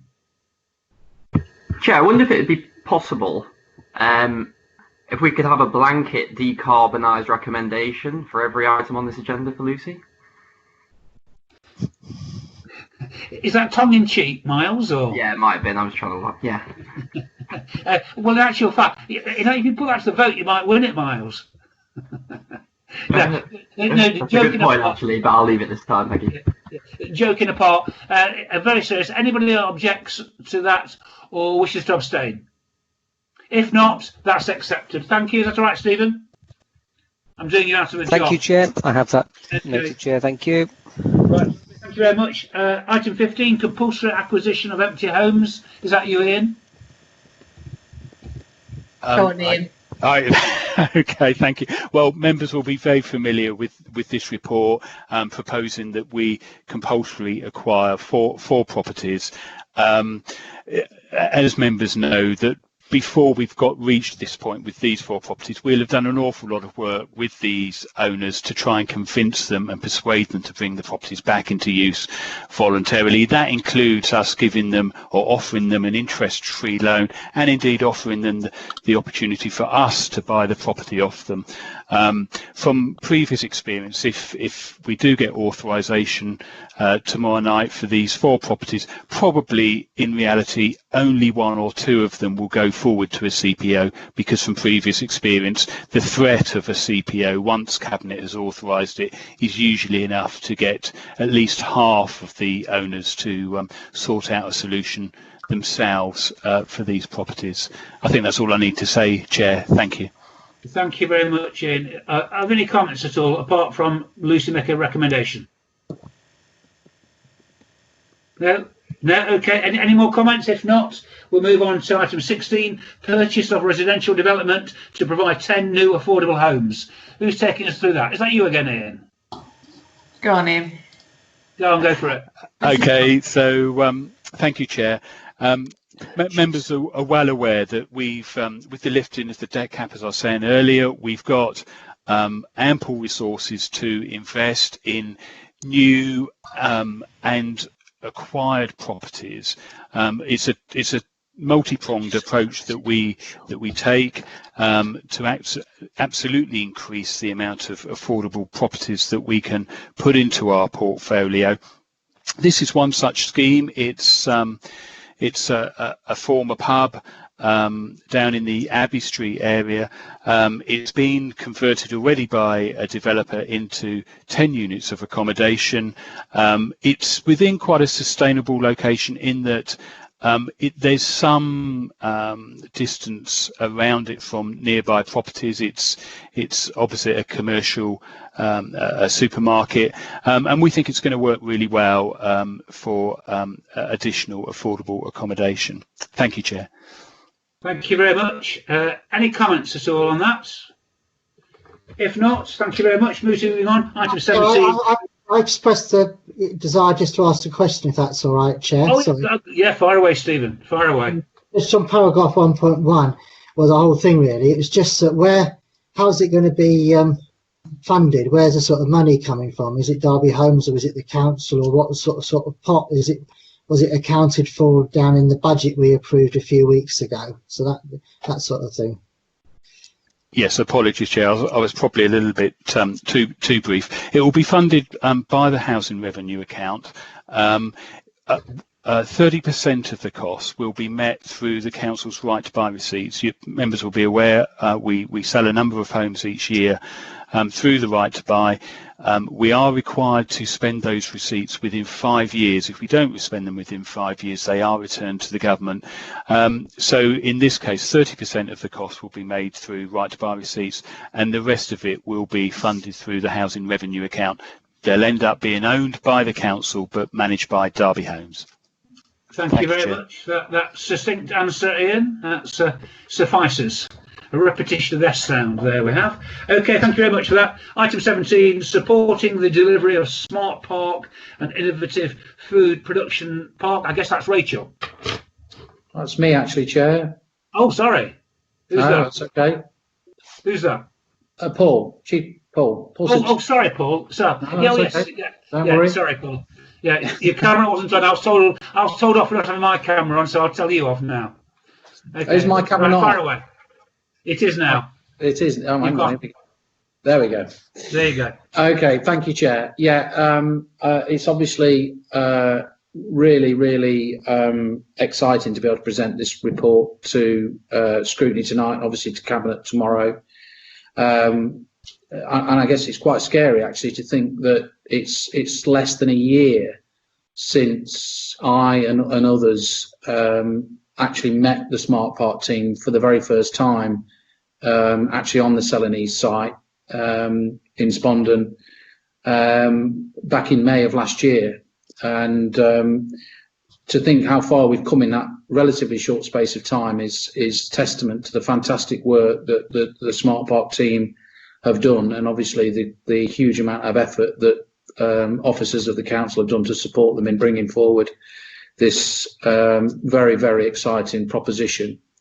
It ticks a huge number of boxes for Derby. We all know, having lived through the pandemic for the last 12 months, the challenges for the city's economy that COVID has laid bare, particularly on our existing main employers, our Rolls-Royce, our Toyota, our Bombardier. So one of our key challenges from our economic recovery steering group that was established back in the spring of last year was to look at ways of both giving confidence to the city, but specifically, I guess, in relation to this opportunity, the diversification of the city's economy, and as Lucy fantastically champions the decarbonisation agenda, and she won't need to make any recommendations on this one from that perspective tonight, you'll be pleased to know, because it is one of its strongest attributes is its green credentials, and Smart Park are very, very aspirational in terms of trying to bring green energy to their manufacturing process. So this is about really, Chair, to bring to cut this. I don't want to go on too long, but it is a major development. It's about the really giving Cabinet approval to the funding arrangements and the governance arrangements, both in terms of accepting the £12 million that we successfully bid for from government to support the decontamination of, everybody knows the history to that site, but also, of course, the council itself is putting its own resources to the great use here of bringing a sustainable food manufacturing and distribution facility to Derby, and crucially for the people of Derby, 5,000 new jobs, which in light of the pandemic and what that's done to local employment is fantastic news. So this is about building back better, building back stronger, diversifying our economy, and very, very, very importantly, bringing a manufacturing facility that has the climate change challenge at its heart in terms of using low carbon energy sharing, solar power, so on and so forth, and they're very, very keen on working with others on things like shared power, other potential opportunities for hydrogen, etc., etc. So yeah, I think it ticks all the boxes that we would want it to, Chair. So I'm hoping that the scrutiny committee can give it their unanimous support. I'm really excited to be part of this, to be part of this story, and hopefully it's also, of course, very importantly going to planning in April, and obviously this is the first stage on giving the council's confirmation to the support formally, I guess, for the first time. But we have obviously, and I'd just like to thank everybody that's been involved getting it to this stage. And very happy to take any questions, Chair. Yeah, the potential is massive on this, Paul, as you rightly say. So we all wish it well as it moves forward. Stephen, over to you. Yeah, I was just going to put down a placeholder, Chair, that I've got some questions, but on the pink papered part of this report. So as with Beckett, well, I'll keep my question till then, if that's okay. But just to flag that up. Thank you. Thank you very much. Lucy, have you got anything that's not pink question proofed? Yeah. Mine's a big picture question, which is that I used to work on that site, so it's really nice that it is. So did both my parents, Lucy. So it's nice that it's going to be back in use again. But what I'm not clear is why Smart Park have chosen here, why it's the right venue, what they're actually doing, why it's viable, what is their business case, which we're going to put £5 million into. So before we, those are the questions that I've got. Is it actually a sensible investment for us, or is there a better investment out there rather than this? Because it's all full of sound bites and inspiration, but not a lot of substance. Can you give us a bit more substance? Paul, do you want to come back, or Rachel? I don't know. Yeah, I mean, there's a huge amount of substance to this. I mean, what this will do is bring the first of its kind in the world, a state-of-the-art food manufacturing and production distribution facility. So we've seen elsewhere in the economy the benefits of clustering production, bringing like-minded employers and producers onto single sites. We've done it in aerospace, we've done it in car manufacturing, we've done it in lots and lots of other industries. We haven't actually done it in the food industry. And what Smart Park have recognised is that there's a gap in that particular market. And the country's food manufacturing assets are very, very old and outdated. We're using old technology to produce food. There's huge amounts of food wastage as a result of that. There's huge amounts of cost and carbon being emitted in terms of distributing that food around the country. And that is what Smart Park is intended to address, all of those issues, to take advantage of new technology like vertical farming, to bring existing employers and shared services, facilities, power, fuel, support services, laundry, except water, all of those things, so that they're not doing those in splendid isolation, and then they get the cost benefits of the savings of sharing those things on a single site. So that's what Smart Park is looking to do, is to bring existing food manufacturing companies from both the UK and abroad. Importantly, they are talking to a huge number of potential interested parties, and there is a lot of interest. And I can't say too much, Lucy, to be fair, from a confidentiality perspective, but there is a huge amount of interest out there in coming onto this site. I can say that, I think, with a fair degree of confidence. In terms of why Derby, they had looked at other sites, to be fair. They looked at a site in South Derbyshire that they were very close to, the Drakelow site, which you probably know. But at the kind of 11th hour, it proved to be unviable. I think there was an issue about the ownership of the site. I'm not quite necessarily sure of the detail, but one of the things that the big thing that they saw in Derby is the workforce. It's obviously a pre-industrial site. There used to be 20,000 people working on that site. So as you know, you were one of them. My parents were two of them, and they see the fact that Derby's workforce is exactly the demographic they're looking for to support food production. We've got a history of food production, of course, in this country. SJS, was it SJS? Not SJS. I forget the name of the company that used to support all the takeaway meals for Asda. But we've got a history. Say that again, sorry. Ocado? SNA, I think. Market, Rachel. No. Two sisters. Two sisters. The lady. Two sisters. But the ownership before then, I think it was SNA. Thank you, Fareed. SNA Foods, absolutely. That was the one I was thinking of. So we have got a history of successful food production in Derby. So they saw, the opportunity. One, I met them, Lucy. I'll be honest and say I knew nothing about it before we met them. I went along to meet them because we got wind of the fact that there was a potential major employer interested in this site, and clearly that site has been a bit of a millstone around our necks for a long time. There's a lot of contamination on that site, but it offers huge opportunity. And we met them on the site. We walked around it, and we were kind of looking at each other, thinking, are they interested? Or are they not? We got some feedback from a third party that was involved that said, and I'll never forget it. Jackie, who's the CEO of Smart Park, said, We've been looking for a site for years. I think our family found it. So they are a big company. So Smart Park is a joint venture. So it's a bit of an offshoot, really. These people have got a massive level of experience in the food industry, but their main job is building, for want of a better phrase, large warehouses. They do a lot of work for the likes of Amazon.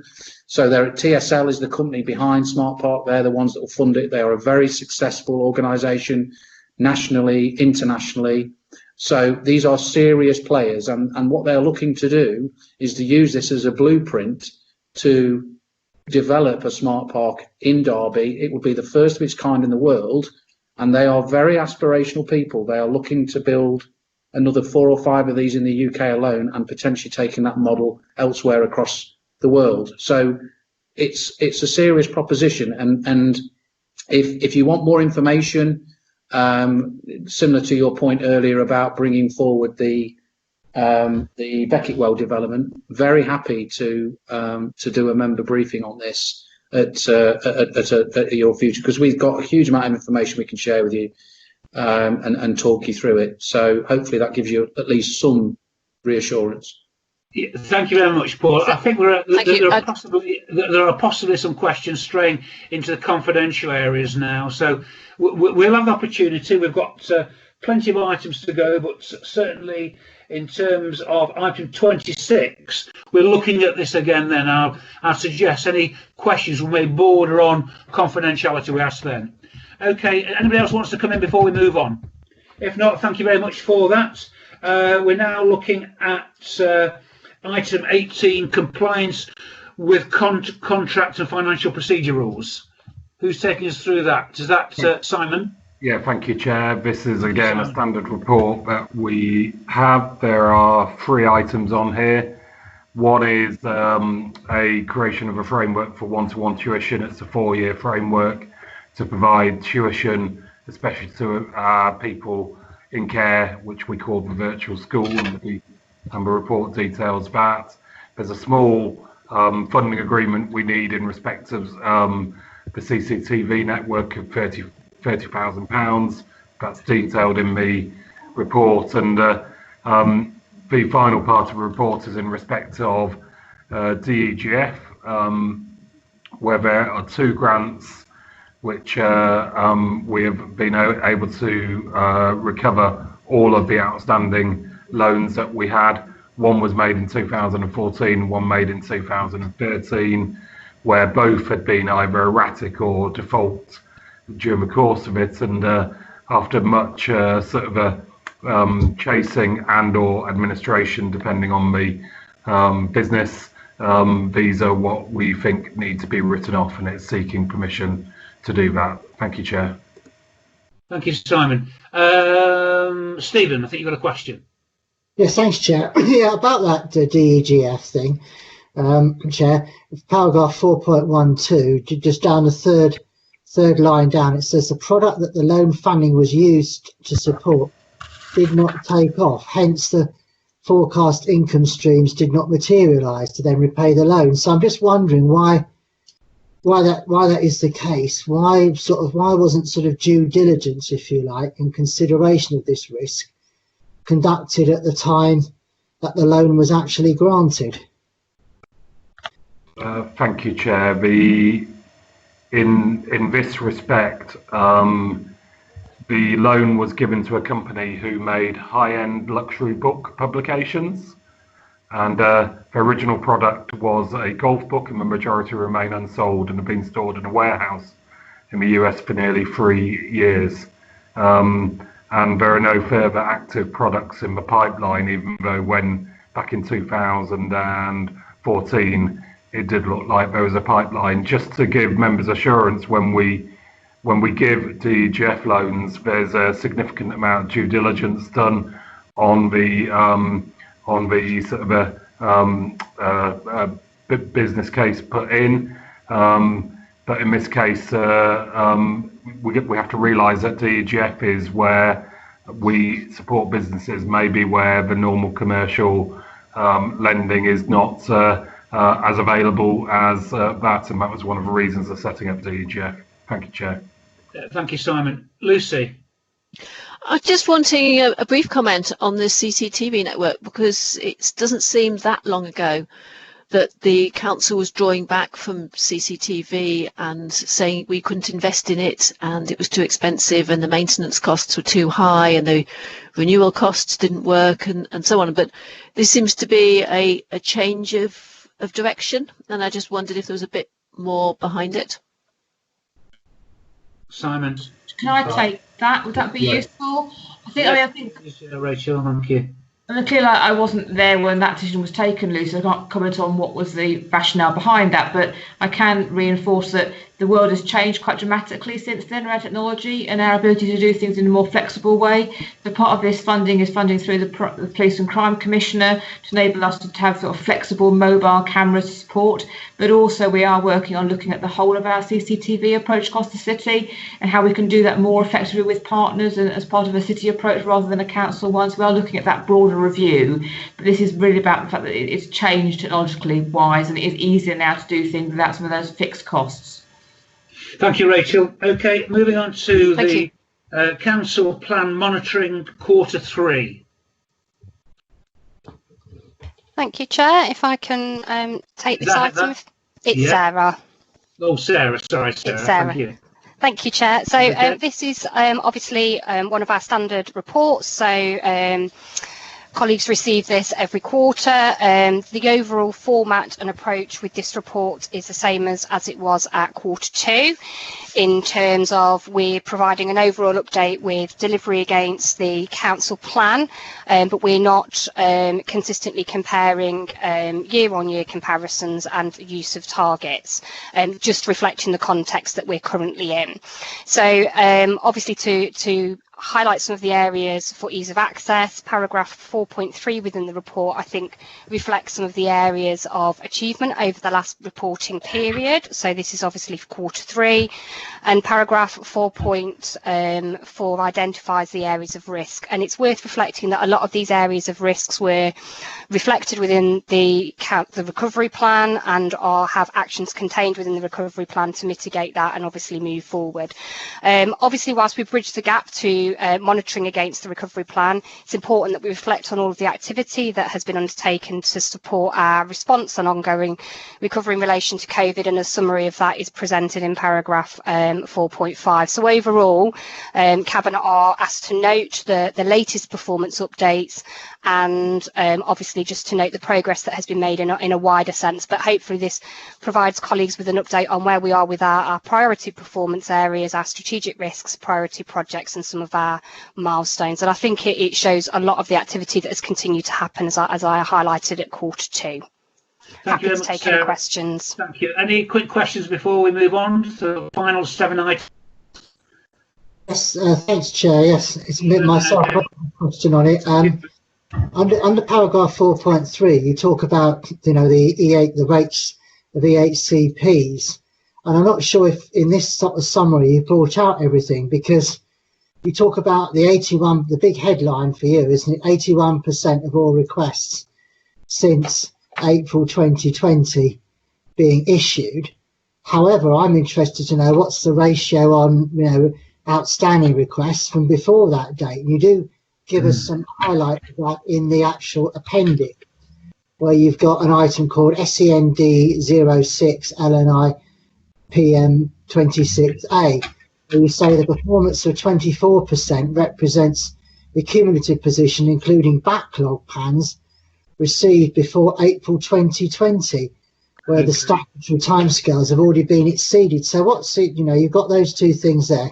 What is the actual ratio, and what's being particularly done to address those plans that are still outstanding from prior to April 2020? And I've also got a question on the Derby Climate Change Commission, but I see Lucy wants to ask some questions, so no doubt Lucy might ask some questions about that, because I'm just interested to know the details about when it meets and stuff like that.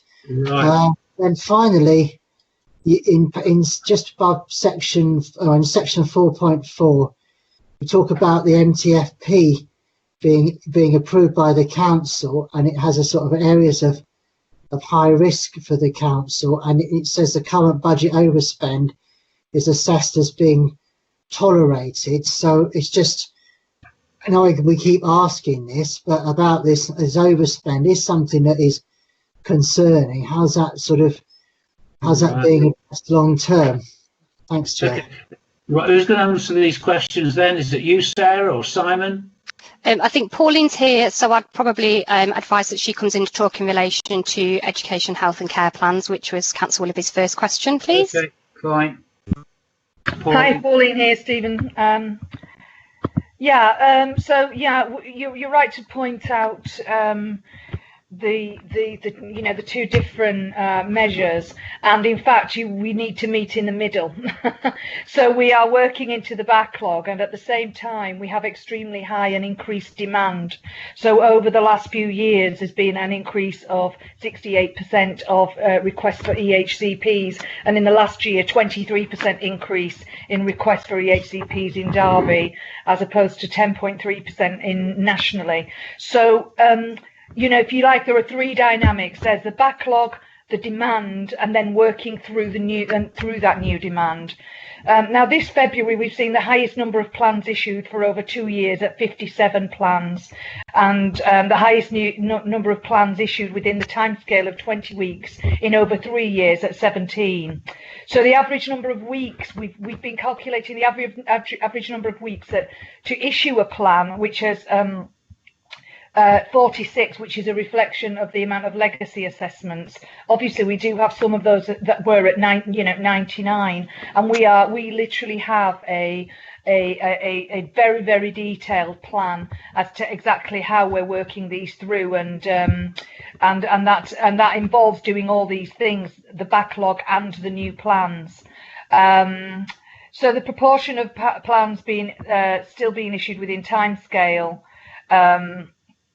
is very, very high since April 2020, and that actually is the figure that the Department for Education is keen to see within the written statement of action, and that's the measure that they're holding us to.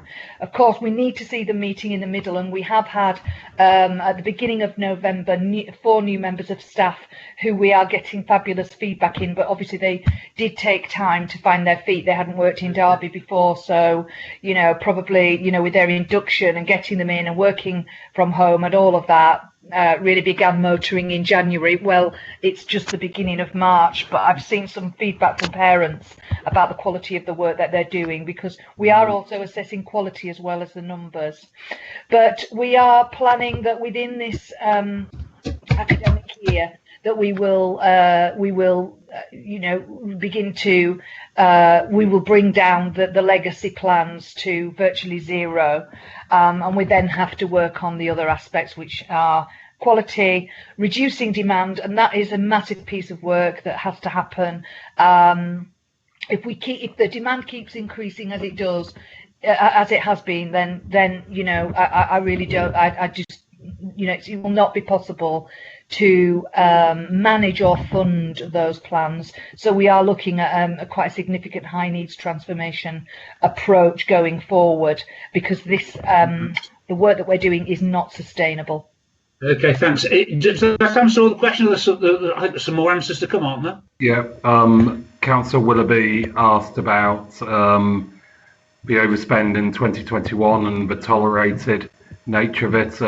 Members will recall that the overspend has actually decreased in each of the 3 quarters during this financial year through management actions and portfolio holder actions.